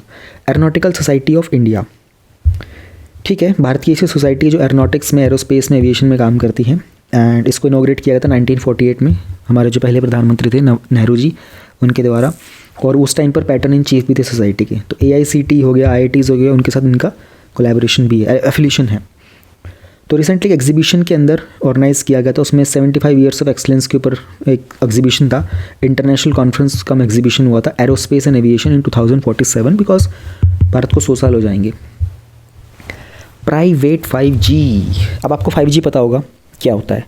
जैसे हम लोगों ने इस बार वाईफाई 7 के बारे में बात करी, इट्स एन एडवांस वर्जन। तो 4G सब ने यूज़ किया है, आजकल धीरे धीरे सब जगह 5G एक्सपैंड होता जा रहा है। प्राइवेट 5G बेसिकली एक नॉन पब्लिक नेटवर्क होता है, ठीक है, किसी भी कंपनी के अपने खुद के इस्तेमाल के लिए, solely for a firm's own use, close user group होता है, किसी पब्लिक नेटवर्क से कनेक्टेड नहीं होता। ये एक लोकल एरिया नेटवर्क होता है जो यूज़ करता है 3GPP बेस्ड नेटवर्क स्पेक्ट्रम, एक कनेक्टिविटी क्रिएट करेगा, सिक्योर मीन्स ऑफ कम्युनिकेशन होते हैं एक एरिया के। ऑलराइट, तो इसमें फ्रीक्वेंसी भी हाई होती है, लो वेवलेंथ एयरवेव्स होते हैं। इतना ही जानना है प्राइवेट 5G के बारे में आपको। ये कोई भी अपनी कोई फर्म वगैरह अपने खुद के लिए एक नेटवर्क सेटअप करा सकता है। तो ग्लोबल मोबाइल सप्लायर एसोसिएशन ने इंडिया को कहा था कि इंडिया 16 पोजीशन पे आता है प्राइवेट 5G नेटवर्क को सेटअप करने के मामले में। No need to remember this thing. Electric vehicle to grid charging, central electrical authority ने एक बैटरी स्टैंडर्डाइजेशन के बारे में बात करी थी, ताकि भारत के अंदर इलेक्ट्रिकल व्हीकल्स को ग्रिड के साथ चार्जिंग को और बेहतर किया जा सके, ताकि सर्विसेज को और इम्प्रूव किया जा सके स्मार्ट चार्जिंग पे। फ़ायदा क्या होगा इसके अंदर, व्हीकल टू ग्रिड का पावर स्टेशन सिस्टम के ऑपरेशंस में और फ्लेक्सिबिलिटी आएगी, है ना, उनको एक रेंज अच्छी मिल जाएगी सिस्टम के लिए। फिर हमारी रिन्यूएबल एनर्जी के साथ भी हम कनेक्ट कर पाएंगे, क्योंकि डिमांड जो बढ़ती जा रही है आने वाले टाइम के अंदर। One side we are moving towards electrical vehicle and then to charge the electrical vehicle we are inclining towards renewable sources of energy. तो अच्छा मॉनिटरिंग सिस्टम बनाएंगे। सेंट्रल इलेक्ट्रिकल अथॉरिटी 1948 के एक्ट के तहत बनाया गया था हमारे इस एक्ट के अंदर, और इसके फंक्शंस जो थे वो 2003 वाले एक्ट के अंदर बाद में रिप्लेस कर दिए गए थे। तो this is your electrical vehicle, इसमें जो बैटरी होगी उसका ये चार्जिंग यूनिट होगा। ऑलराइट, ये चार्जिंग यूनिट आपके घर के पास भी लग सकता है, और उसमें जो एनर्जी आ रही है वो ग्रिड से आएगी। तो कुछ कनेक्टिविटी के ऊपर काम किया जा रहा है। WHO's GONE initiative, global onchocerciasis, I am sorry if I am unable to pronounce this word properly, network for elimination. Okay, ये एक बीमारी है जिसको बोलते हैं हम लोग रिवर ब्लाइंडनेस भी। एक पैरासाइट है, एक वॉर्म है, ऑन्कोक्सरा वोल्वुलस। ओके, जो ब्लैक फ्लाइज होती है उनके कारण काटने के कारण हो जाता है, और ये नदियों वगैरह में उड़ती रहती है। तो इसके कारण ना ब्लाइंडनेस हो जाती है, ट्रैकोमा बोलते हैं। तो इचिंग होगी, रैशेज आएंगे बॉडी पे, है ना, दिखना कम हो सकता है, परमानेंट ब्लाइंडनेस भी, अंधे भी हो सकते हो। तो अफ्रीका के अंदर 99% लोगों को ऐसा रिस्क होता भी है, फिर कोलंबो, एक्वाडोर एट्सेट्रा। तो ये 2023 में लॉन्च किया गया था। अभी सेनेगल में पहली मीटिंग हुई थी WHO की इस इनिशिएटिव को लेकर के। ऑल्सो 2020 का एक टारगेट हमारा नेग्लेक्टेड ट्रॉपिकल डिजीज़ के रोड मैप में, वहाँ भी इसको इंक्लूड किया गया है। नेग्लेक्टेड ट्रॉपिकल डिजीज़ वो होती हैं, 20 कंडीशंस होती हैं जो ट्रॉपिकल एरिया में पाई जाती हैं, 1 बिलियन लोगों को ये इफेक्ट भी करती हैं, जैसे dengue, chikungunya, rabies, leishmaniasis, leprosy, lymphatic filariasis. ये पहले तो बड़े याद थे, स्कूल टाइम में मुझे याद है ये सब नाम कहीं ना कहीं पढ़ने को मिलते थे। अब तो इनका प्रोनाउंसिएशन भी इतना हैवी हो गया है। और भी बहुत सारे डिक्लेरेशंस हैं, बेसिकली इनिशिएटिव्स हैं। लंदन डिक्लेरेशन है, 30 जनवरी इज़ वर्ल्ड, ये जो एंटिटीज़ के लिए है। किगाली डिक्लेरेशन में भी बात की गई थी कि टारगेट्स होना चाहिए इन ट्रॉपिकल डिजीज़ को एलिमिनेट करने का। मोबाइल ऐप भी है इनके लिए। सो ऑल दिस डिजीज़ ना दैट बेसिकली नेग्लेक्टेड जो ट्रॉपिकल डिजीज़ होती हैं, अगर आप देखोगे ये एरिया भी सारे के सारे ट्रॉपिकल ही हैं। तो just remember the name. Okay, ये कुछ नाम वगैरह आ सकते हैं। If you do not, if you are also unable to pronounce this, doesn't matter, just try to remember the name. Maybe once you look at it in the exam then you will remember कि अच्छा कुछ तो था नदी वाला, कुछ तो था एंटिटी वाला। फूड फोर्टिफिकेशन का टॉपिक पहले बहुत डिटेल में आया हुआ है। खाना जो होता है, मान लो कोई राइस है, तो राइस के अंदर उसकी क्वालिटी को एनहेंस करना, उसमें न्यूट्रिशन वगैरह और ऐड करना। तो FSSAI ने कुछ स्टैंडर्ड्स वगैरह निकाले थे फूड सेफ्टी को लेकर के, और रेगुलेशन में कुछ बदलाव वगैरह किए थे। फोर्टिफिकेशन में हम लोग कुछ विटामिन वगैरह, मिनरल वगैरह उसमें ऐड करते हैं ताकि उसकी न्यूट्रिशनल कंटेंट को इम्प्रूव कर सके। सो राइस फोर्टिफिकेशन के अंदर वी हैव दिस FRK, जिसमें कुछ माइक्रोन्यूट्रिएंट्स की बात करते हैं, iron, folic acid, vitamin B की। नॉर्मल राइस के मुकाबले कंपैरेटिवली उसको इम्प्रूव कर दिया जाता है। कोटिंग, एक्सटेंशन, डस्टिंग जो होते हैं टेक्नोलॉजी होती है इसका इस्तेमाल करते हैं। तो फोर्टिफिकेशन कॉस्ट इफेक्टिव होता है और माल न्यूट्रिशन से लड़ने में मदद करता है। भारत के अंदर हम लोग फोर्टिफाइड राइस को डिस्ट्रीब्यूट भी करते हैं सक्षम आंगनवाड़ी के तहत और पोषण के तहत, जो कि सेंट्रली स्पॉन्सर्ड पायलट स्कीम के साथ ही आते हैं। और इस तरह के जो फूड्स होते हैं उनके ऊपर +F का लोगो आपको मिल जाएगा। तो कुछ कमियां वगैरह होती हैं, उन सबको फुलफ़िल करने के लिए माइक्रो न्यूट्रिएंट्स के लिए हम लोग जो फोर्टिफाइड राइस कर्नल्स होते हैं उसमें we have this composition of iron का इतना ग्राम, विटामिन B9, विटामिन B12 का, इस तरीके से। अमाइलोइडोसिस साइंटिस्ट ने एक 2D प्रोटीन का मोनोलेयर बनाया है जो डिजीज़ होती है जैसे कि अमाइलोइडोसिस उन सबको पढ़ सकता है। एक डिजीज़ होती है जिसमें अमाइलोइड हमारी बॉडी पर डिपॉजिट हो जाता है। ये कोई सेलुलर डिपॉजिट्स होते हैं जिसके कारण हार्ट, ब्रेन, किडनी वगैरह के ऊपर जो कुछ डिपॉजिशन हो जाता है, एक्स्ट्रा सेलुलर हो जाता है, थोड़े से बेसिकली आप कह सकते हो हैवी हो जाते हैं वो। थकावट होती है, वेट लॉस होता है ना, और आपकी टंग का साइज़ भी इंक्रीज़ हो सकता है क्योंकि अगर वो टंग वाले लेयर्स में डिपॉजिट हो गया तो साइज़ इंक्रीज़ हो जाएगा। तो WHO ने कहा कि बहुत रेयर डिजीज़ है और 1 in 1000 लोग इससे अफेक्ट होते हैं। अग्नि आयुर्वेदा ज्ञान नैपुण्य इनिशिएटिव CCRAS ने लॉन्च किया था आयुर्वेद ज्ञान नैपुण्य इनिशिएटिव, ताकि भारत के अंदर आयुर्वेदा की प्रैक्टिसेस को प्रमोट कर सकते हैं। आयुर्वेद आयुष का पार्ट है, जैसे भारत में आते हैं ना योगा, नेचुरोपैथी, यूनानी, सिद्ध, सोव, रिगपा, इन सब के तहत। तो national commission of Indian system of medicine जो है, जो कि अपने आप में एक स्टैट्यूटरी बॉडी है, उसके साथ मिलकर के बहुत सारी प्रैक्टिसेस और एक्सपीरियंसेस हैं, उनकी डॉक्यूमेंटेशन की जाएगी। तो भारत के अंदर बहुत सारे जो आयुर्वेदिक प्रैक्टिसेस है ना, उनको एविडेंस की ज़रूरत है, अभी साइंटिफिक वैलिडेशन की ज़रूरत है, ताकि वर्ल्ड वाइड उनको एक्सेप्ट किया जा सके। और अगर ऐसा हमको हो जाता है, अभी क्या होता है ना, लोग बोलते हैं कि आयुर्वेदा है बट इसका कोई प्रूफ नहीं है, डॉक्यूमेंटेड प्रूफ नहीं है कि काम करेगा नहीं करेगा। तो गवर्नमेंट उसी पे काम कर रही है कि इनकी डॉक्यूमेंटेड प्रूफ प्रिपेयर करें, फिर ये एक सॉफ्ट पावर के तहत निकल के आएगा। तो CCRAS एक ऑर्गेनाइजेशन है जो इस तरह की चीज़ों पे काम कर रही है, साइंटिफिक लाइंस के ऊपर आयुर्वेदा को प्रमोट कैसे कर सकते हैं। उसके अलावा भी उनका एक इनिशिएटिव है स्पार्क, जिसमें हम लोग पोस्ट ग्रेजुएशन, अंडर ग्रेजुएशन के स्कूल वगैरह में प्रोग्राम चला रहे हैं, और आयुर्वेदा को लेकर हमारा नेशनल आयुर्वेदा डे भी है, आयुष मिशन पे भी काम कर रहे हैं, एंड ऑल दिस थिंग्स। 7.7.18 में we will talk about the global TB report. WHO ने 2023 की रिपोर्ट निकाली है और उन्होंने कहा कि 2022 में जो न्यू TB डायग्नोज हुआ था वो 7.5 मिलियन में था, we can say 75 lakh people, और रिडक्शन भी हुआ है, 8.7% रिडक्शन हुआ है 2015 से 2022 तक। टारगेट है कि 2025 तक हम लोग इसमें 50% रिडक्शन कर देंगे। इंडिया में वर्ल्ड वाइड जो TB के केसेस हैं उसका 27% इंडिया में पाया जाता है। TB होता है बाय बैसिलस माइकोबैक्टीरियम ट्यूबरक्लोसिस से, और ये लंग्स में होता है। देन मोस्ट कॉमन मेडिकेशंस जो दी जाती हैं, आइसोनियाजिड, राइफेम्पिन, एथाम्बुटोल, पायराजिनामाइड। फ़िलहाल एक ही वैक्सीन इसको लाइसेंस मिला हुआ है, वो है बैसिले कैलमेटेग्यूरिन। नेशनल स्ट्रेटेजिक प्लान इंडिया का है 2017 से 25 तक का। TB मुक्त पंचायत अभियान भी है, निक्षय पोषण अभियान भी है, ताकि TB पेशेंट्स को इनफ न्यूट्रिएंट्स मिल सकें। मल्टी ड्रग रेजिस्टेंस, तो ड्रग रेजिस्टेंस TB भी होता है, बेसिकली वो उस दवाई पर काम नहीं करता, ड्रग मतलब यहाँ पर मेडिसिन को वो रेजिस्ट करता है। तो आइसोनियाजिड और राइफेम्पिसिन है, ये जो है ये मल्टी ड्रग रेजिस्टेंस, ये जो ड्रग्स हैं ये TB के ऊपर काम नहीं करते हैं। Totally drug resistant TB resistant to all first and second line TB drugs. You don't need to remember this one, but एक दो बातें थोड़ी, क्योंकि हो सकता है कल को प्रीलिम्स में कोई स्टेटमेंट बना दे वो कि आइसोनियाजिड और राइफेम्पिसिन जो है ये TB रेजिस्टेंस नहीं होते इनमें। ऑल राइट, तो डिजीज़ वगैरह पर क्वेश्चन आते हैं, आपकी प्रीलिम्स में आता है, ये मेंस में नहीं आता। चिकनगुनिया USA ने पहली वैक्सीन अप्रूवल दे दिया है, इसका नाम है IXCHIQ। तो वायरल डिजीज़ होती है, वायरस के थ्रू होती है, एडीज़ मॉस्कीटो से 1952 में पहली बार देखी गई थी, और इसमें भारत के पास national vector borne disease control programme है, उसमें हम लोग चिकनगुनिया को ट्रीट करने की कोशिश करते हैं, एलिमिनेट करने की। सर्वावैक वैक्सीन जो है ये पहली इंडिजिनियस क्वाड्रीवेलेंट HPV वैक्सीन है सर्वाइकल कैंसर के लिए। तो this is something which is very, cervical cancer जो होता है इंडिया में महिलाओं में 2nd नंबर पे मोस्ट कॉमन पाया जाता है। और अगर देखते हैं तो 5th of the global burden Bharat के अंदर, यानी कि 20% जो केसेस होते हैं वो भारत में पाए जाते हैं सर्वाइकल कैंसर के।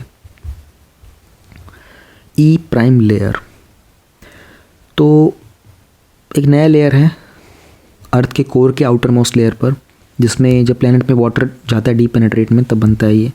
तो अगर आप देखोगे, ये तो आप लोगों ने पढ़ा ही होगा, क्रस्ट, फिर मेंटल होता है, फिर कोर का आउटर कोर होता है जो लिक्विड होता है, इनर कोर जो होता है सॉलिड होता है।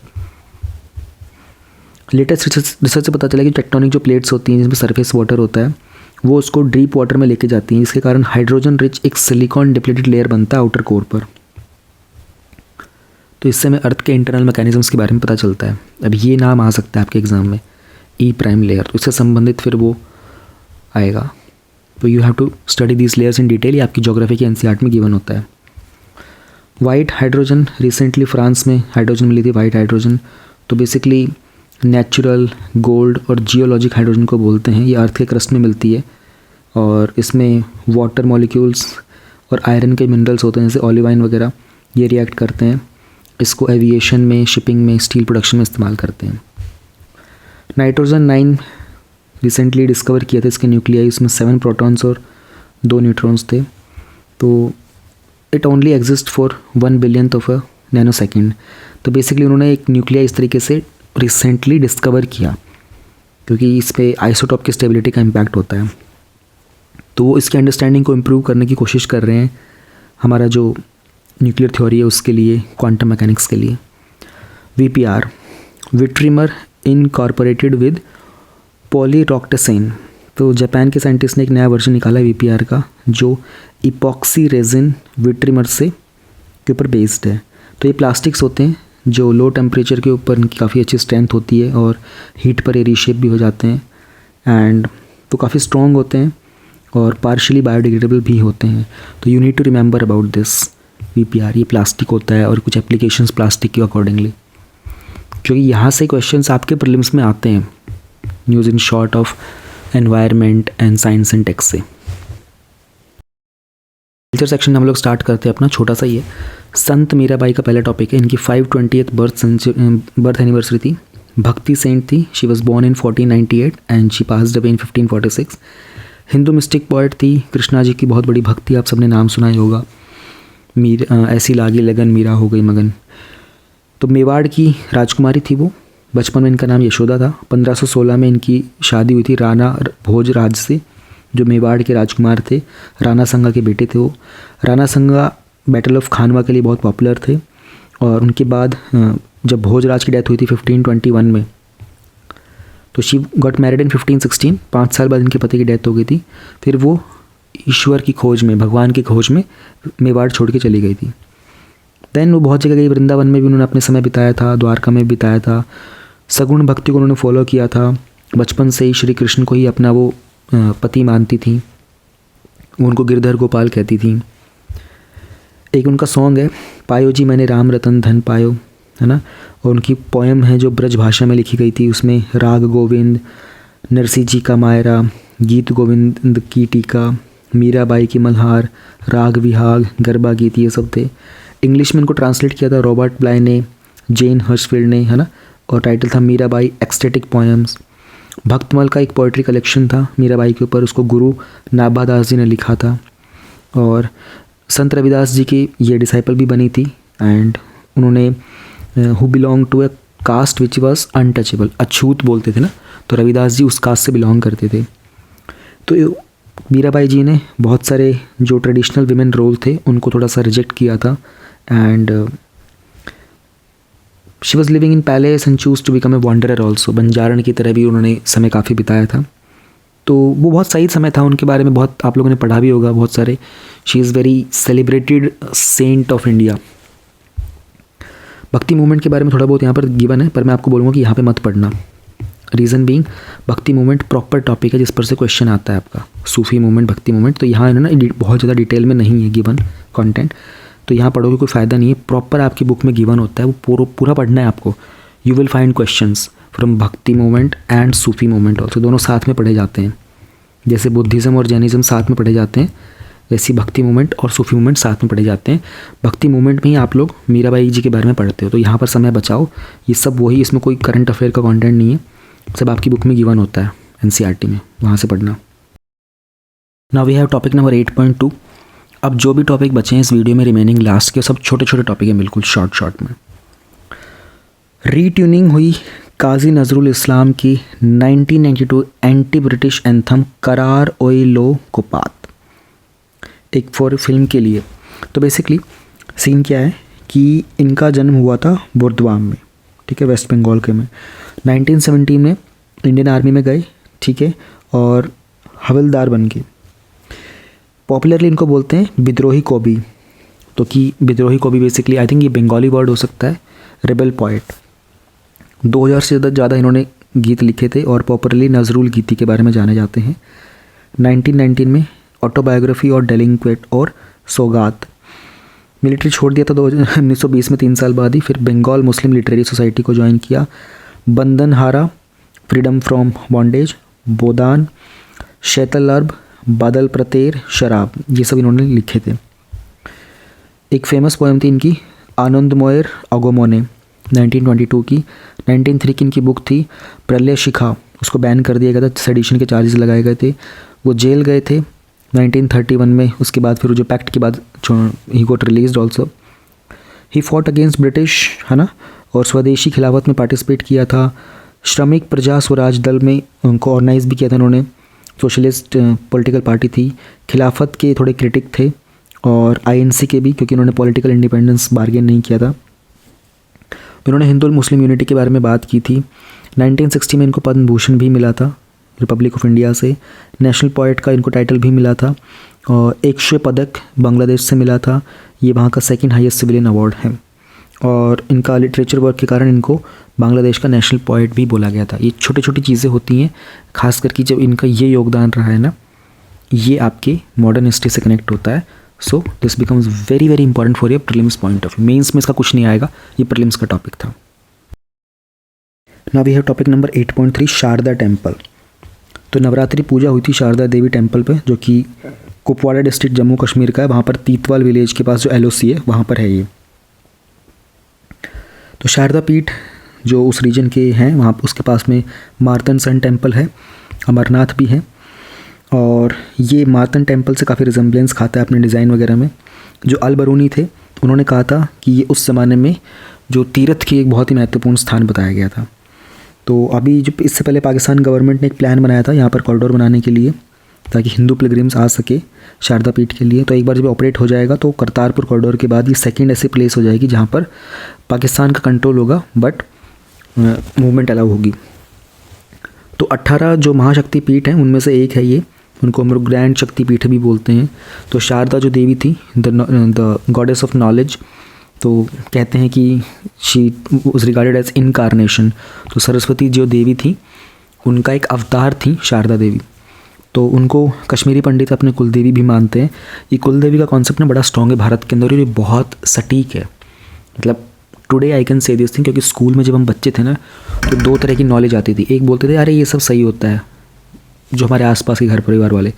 एक होते थे फिर इंटेलेक्चुअल पीपल, बुद्धिजीवी जिनको हम बोल सकते हैं ना, साइंटिस्ट पीपल, बोलते नहीं ये सब एग्जिस्ट नहीं करता, सब कहीं कहीं बातें हैं, झूठा है। पर अब जीवन में इतने बड़े हो गए, इतना पढ़ लिखने के बाद समझ में आया this is something really really true. ऐसा होता है, कुल देवता, शक्तिपीठ और ये सब होते हैं। क्योंकि 1-2 इंस्टांस नहीं देखे, अब अपनी आँखों से जीवन में अनुभव किया है, मन से ध्यान साधना भी बहुत किया है, पढ़ा भी बहुत है, तो समझ में आता है it is a true concept. ये होता है भाई। उनको कश्मीरा पूर्ववासिनी भी बोलते हैं, रेजिडेंट ऑफ कश्मीर, बड़ा अच्छा एक टाइटल दिया हुआ है, वेरी नाइस।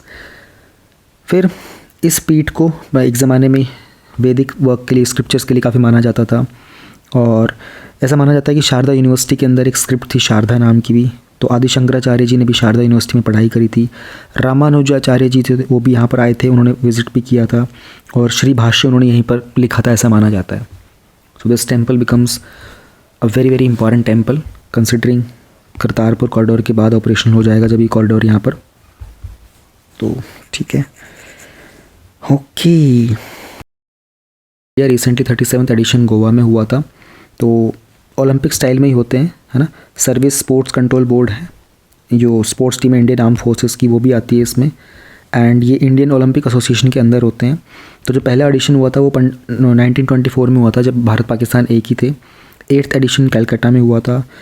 पहला नेशनल गेम्स ओलंपिक्स की तरह जो हुआ था वो न्यू दिल्ली में 1985 में हुआ था। अभी जो 37th एडिशन था इसमें महाराष्ट्र को ओवरऑल चैम्पियनशिप की ट्रॉफ़ी मिली थी and best women athlete trophy मिली थी प्रणति नायक को, संयुक्ता काटे को। और जो टॉर्च थी इसकी वो अब दे दी गई है उत्तराखंड को 38th के लिए, 39th होगा मेघालय में। इंडियन ओलंपिक एसोसिएशन 1927 में बनाया गया था और सर दौरबजी टाटा उसके फाउंडिंग प्रेसिडेंट भी थे। तो जो ओलंपिक मूवमेंट चली थी कॉमनवेल्थ गेम्स वगैरह की, उसकी गवर्निंग बॉडी भी है ये। एंड ये एक सोसाइटीज़ के तौर पर, सोसाइटीज़ रजिस्ट्रेशन एक्ट के अंदर एक नॉन प्रॉफिट ऑर्गेनाइजेशन के तौर पर रजिस्टर्ड है। तो इसमें 32 मेंबर का एक एग्जीक्यूटिव काउंसिल भी होता है जो इसको पूरा गवर्न करता है। जोग्राफिकल इंडिकेशंस, तो बहुत सारे प्रोडक्ट्स हैं उत्तराखंड के, उनको जीआई टैग दिया गया था जोग्राफिकल इंडिकेशंस रजिस्ट्री के द्वारा। तो उनकी ओरिजिन के हिसाब से उनको एक टैग मिलता है ताकि उनकी क्वालिटी और रेपुटेशन मेंटेन रहे। 10 साल के लिए टैग दिया जाता है। भारत में एक एक्ट है geographical indication of goods act 1999 का। सबसे पहले ये दिया गया था इंडिया में दार्जिलिंग टी को पहला टैग। और इंटेलेक्चुअल प्रॉपर्टी राइट्स का पार्ट होता है, ये पेरिस कन्वेंशन के अंडर भी आता है। 10 साल बाद आप इसको रिन्यू कर सकते हैं। Comes under ministry of commerce and industry, उसका department of promotion of industry में आता है। अब ये टैग्स दिए गए हैं, ये मैं नहीं पढ़ूंगा क्योंकि ये लिस्ट है। उत्तराखंड बेरीनाग टी, बिच्छू बूटी है ना, मांडुआ, झंगोरा, गहात, चावल है ये लाल चावल, काला भात, माल्टा फ्रूट। पर ये लिस्ट, अब इसमें लिस्ट है, इसमें एक्सप्लेन करने जैसा कुछ नहीं है, पर ये आपको पढ़नी पड़ेगी क्योंकि आपको पता है कि प्रीलिम्स में एक क्वेश्चन आ सकता है यहाँ से। तो जस्ट रीड देम। जब आपको एक लिस्ट बनानी तो आपको मन करे कि अच्छा काला भात करके कुछ मुझे निकालना होता है, एक वर्ड लिख लो यहाँ पे ऐसा समथिंग, बारान आ जाए ऐसा करके, बस इतना ही आपको लिखना है। लिस्ट थोड़ी लंबी, इसमें एक्सप्लेन जैसा कुछ नहीं है, वरना मैं एक्सप्लेन कर देता। तो ऐसे कुछ टॉपिक पहले भी आए हैं लिस्ट वाले, उसमें जब एक्सप्लेन करने जैसा कुछ नहीं होता तो मैं स्किप कर देता हूँ। अब हमारे पास टॉपिक नंबर 8.6। पहले मुझे याद है जब मैं लास्ट ईयर 2021 के टाइम पर ना मैं बहुत सारे टॉपिक स्किप करता था। तो जैसे मैं ये बोलता था कि अरे देखो ये जीआई टैग का टॉपिक है ना, मान लो यही टॉपिक था, मैं कहता था अरे देखो 2 महीने पहले तो मैगजीन में पढ़ा था, जाओ वहाँ से जाके पढ़ लेना। तो मुझे किसी ने एक बार कमेंट में बड़ा डांट सा दिया था, तो मुझे ऐसे लगा ये आदमी मुझे डांट क्यों रहा है। तो वो कहता कि हम तो नए आए हैं ना, हमने तो अभी तैयारी शुरू करी है, आपको क्या लगता है कि सब लोग 5 साल से पढ़ रहे होंगे, यहाँ पे पुराने लोग होंगे, ऐसा दिस एंड दैट, पता नहीं। मैंने कहा जो भी है यार ठीक है। फिर मुझे था कि कोई बात नहीं, कोई भी टॉपिक अगर पिछले महीने भी आया होगा ना मैगजीन में, आई विल रिपीट दैट। तो मुझे उसकी डांट बड़ी सेंसिटिव सी लगी। मैंने कहा यार कोई बेचारा नया नया आया है अभी कॉलेज से, ठीक है कोई बात नहीं, रिपीट कर देते। तो न्यूज़ इन शॉर्ट में पहला है दुर्गावती देवी जी के बारे में, आप लोगों ने नाम सुना होगा इनका। रिसेंटली इनकी बर्थ एनिवर्सरी थी। She was born in 1907, she passed away in 1999। इनको हम दुर्गा भाभी भी बोलते थे and the Agni of India. तो भगवती चरण वोरा जी से इनका विवाह हुआ था और वो हिंदुस्तान सोशलिस्ट रिपब्लिक एसोसिएशन के साथ एसोसिएटेड थे, ऑथर भी थे वो। उन्होंने लिखी थी फिलॉसफी ऑफ द बॉम्ब। तो दुर्गा भाभी जी नौजवान भारत सभा का हिस्सा थी जिसको भगत सिंह ने इसकी शुरुआत की थी एंड भगत सिंह के भागने में इन्होंने मदद भी की थी सौंदर्स को मारने के बाद। और फिर उन्होंने इनको जो वो दी गई थी, मौत की सज़ा सुनाई गई थी फांसी की, उसका विरोध भी किया था। इन्होंने लॉर्ड हेले को मारने की कोशिश भी की थी। यूनेस्को क्रिएटिव सिटीज़ का एक नेटवर्क है बेसिकली, उसमें ग्वालियर को भी ऐड कर दिया गया है। तो 55 सिटीज़ हैं जिन्होंने इस नेटवर्क को ज्वाइन किया है। नई सिटीज़ का एक बेसिकली कमिटमेंट होता है अपने कल्चर और क्रिएटिविटी को मेंटेन करने के लिए। तो कोझिकोडे को हम लोग सिटी ऑफ लिटरेचर भी बोलते हैं। यहाँ 500 लाइब्रेरीज़ हैं, 70 से ज़्यादा पब्लिशर्स हैं और केरला लिटरेचर फेस्टिवल यहाँ पर होता है हमेशा। ग्वालियर जो कि सिटी ऑफ म्यूज़िक है, इसमें मियाँ तानसेन और बलीती बावरा के बारे में यहाँ पे आपको बहुत सारी हिस्ट्री मिल जाएगी। और जो ग्वालियर घराना है उसकी शुरुआत भी यहीं से हुई थी। भारत में मुंबई फिल्म के लिए है, चेन्नई म्यूज़िक के लिए, हैदराबाद फॉर द गैस्ट्रोनॉमी, मतलब खाने पीने की चीज़ के लिए, इसलिए बोलते हैं ना हैदराबाद बिरयानी काफ़ी पॉपुलर होती है। Varanasi for the music, Jaipur for crafts and folk art, Srinagar for crafts and folk art. तो ये जो नेटवर्क है ना UCCN का 2004 में ही आया था ये। इसमें 350 टोटल सिटीज़ हैं 100 कंट्रीज़ से। UNESCO यूनेस्को की शुरुआत 1945 में हुई थी। पेरिस में हेडक्वार्टर्स हैं, इंडिया इसका मेंबर है, 194 कंट्रीज़ हैं। इनका काम क्या होता है? कल्चर पे, पॉवर्टी पे, सस्टेनेबल डेवलपमेंट पे, इंटेलेक्चुअल डायलॉग पे, एजुकेशन, कल्चर, साइंस पे काम करना। पन्नामलाई पेंटिंग्स तमिलनाडु, 1300 ओल्ड पेंटिंग जो थी, ओल्ड पेंटिंग्स वो फेड होती जा रही हैं। तो जो पेंटिंग्स हैं ये लॉर्ड शिवा की हैं, है ना, और उसमें उनके 8 हाथ हैं, इसको बोलते हैं लटा ठेला गभानी। तो goddess Parvati is looking at him. Mural paintings हैं, और पेंटिंग्स जो हैं इनसे पता चलता है ये अजंता से काफ़ी मैच करती हैं। और चित्ता नवसल, ये केव्स के बारे में तो आप लोग पढ़ते ही हो, ये दोनों के नाम बड़े पॉपुलर एग्जाम में पहले आए हुए हैं ये नाम वगैरह। तो ये टेंपल जिसमें हैं ये फेड हो रही है, वहाँ पल्लव किंग ने बनवाए थे वो। कोलकली डांस, ऐसे डांस वगैरह पर भी क्वेश्चंस आए हैं पहले, लेकिन बहुत रेयर होता है, आ जाएगा तो आता तो ऐसा आता है, फिर घुमा फिरा करके वहीं उसमें ट्रिक से ही निकलते हैं ये वाले क्वेश्चंस फिर। तो कोलकली डांस परफॉर्म किया गया था त्रिशूर केरला में सेंट थॉमस के अराइवल पर। तो ये नॉर्थ मालाबार रीजन जो है वहाँ पर सेलिब्रेट किया जाता है। इसको कोलट्टम भी बोलते हैं, कोलामू भी बोलते हैं। तमिलनाडु में कोलट्टम और आंध्रा में कोलामू बोलते हैं। तो पैडी, जब चावल जो होता है राइस, उसका हार्वेस्टिंग सीजन होता है तब इसको परफॉर्म करते हैं। वज्र मुष्टि कालगा, तो ये रेसलिंग की आर्ट है। तो बेसिकली 2 फाइटर्स के बीच में होती है। रेसलर्स जो होते हैं वो वज्र मुष्टि का, नक्कल डस्टर्स होते हैं। नक्कल डस्टर मतलब बेसिकली हाथ में पहनने वाले कुछ होते हैं वो with diamonds they are made up of. तो जो भी दूसरे का खून निकाल देगा सिर से वो भी जीत जाता है। तो पहली बार इसके बारे में चालुक्य डायनेस्टी के तौर पर मैं एक मैनुअल में पता चला था। पोर्तुगीज़ ट्रैवलर थे, तो उन्होंने विजयनगर एम्पायर में भी इसके बारे में, उनका नाम था फर्नांडो नूनीज, तो उन्होंने उसको नोटिस भी किया था, उन्होंने मेंशन किया था इसके बारे में। सी बकथोन एक फ्रूट है लद्दाख का, इसको जीआई टैग मिला था। जीआई टैग के बारे में हम लोग पढ़ चुके हैं। तो ये बेसिकली प्लांट होता है, यूरोप और एशिया में पाया जाता है। That's it. यहाँ पर हमारा कल्चर का न्यूज़ इन शॉर्ट भी होता है ख़त्म। Of this video schemes in news of November month. Mission Karmayogi, इसको बोलते हैं national programme for civil services capacity building, 2020 में आया था। मिनिस्ट्री ऑफ पर्सनल के अंडर होता है, सारे सिविल सर्वेंट्स के लिए होता है, ऑन साइट उनकी लर्निंग को इम्प्रूव करने के लिए। तो बेसिकली एक ऑनलाइन ओरिएंटेशन प्रोग्राम की तरह पर एक कर्मयोगी प्रारंभ भी होता है। तो हमारे जो इंडियन सिविल सर्वेंट्स होते हैं ना, उनकी कैपेसिटी बिल्डिंग के लिए, उनकी क्षमता बढ़ाने के लिए, उनको और ट्रेन करने के लिए तो एक डिजिटल इकोसिस्टम बनाया गया था, है ना, जिससे वो लर्निंग कहीं भी कर सकते हैं, सीख सकते हैं, ताकि उनकी कॉम्पिटेंसी को बढ़ाया जा सके। और ये होता है आफ्टर पोस्टिंग, बनने के बाद की ट्रेनिंग होती है।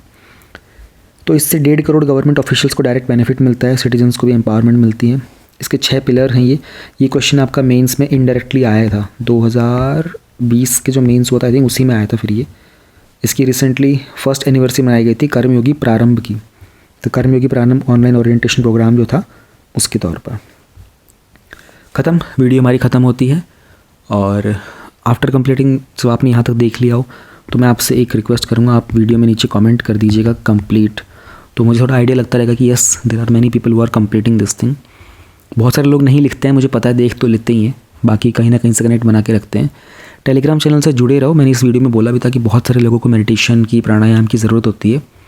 तो धीरे धीरे मैंने उन चीज़ों को दोबारा से रिवाइव करना स्टार्ट कर दिया है। तो वो इन्फॉर्मेशन टेलीग्राम पर ही आपको मिलेगी। तो बस जुड़े रहो, जिस दिन कभी नोटिफिकेशन आए, क्योंकि वो नोटिफिकेशन ना 2 या 3 दिन के लिए ही ओपन होता है, और उसमें डेडलाइन होती है। उसके बाद सेशंस फ्री ही होते हैं, कोई पैसा नहीं लगता है, लेकिन टाइम से पहले ही रजिस्टर करना होता है उसके लिए। टाइम के बाद कोई एंट्री, उसमें ऐसा नहीं होता कि भैया मान लो 21 दिन के चलते हैं वो, 1-1 घंटे के रोज़, और बहुत सारे लोग फ़ायदा उठा रहे हैं उसका। पर उसका मतलब ये नहीं कि आप कभी बीच में 6ठे दिन ज्वाइन कर लोगे, वो फर्स्ट डे से ही ज्वाइन करना होता है, वो लास्ट तक ज्वाइन करना होता है। तो इसलिए टेलीग्राम चैनल ज्वाइन करके रखो, बहुत फ़ायदा होगा आपको।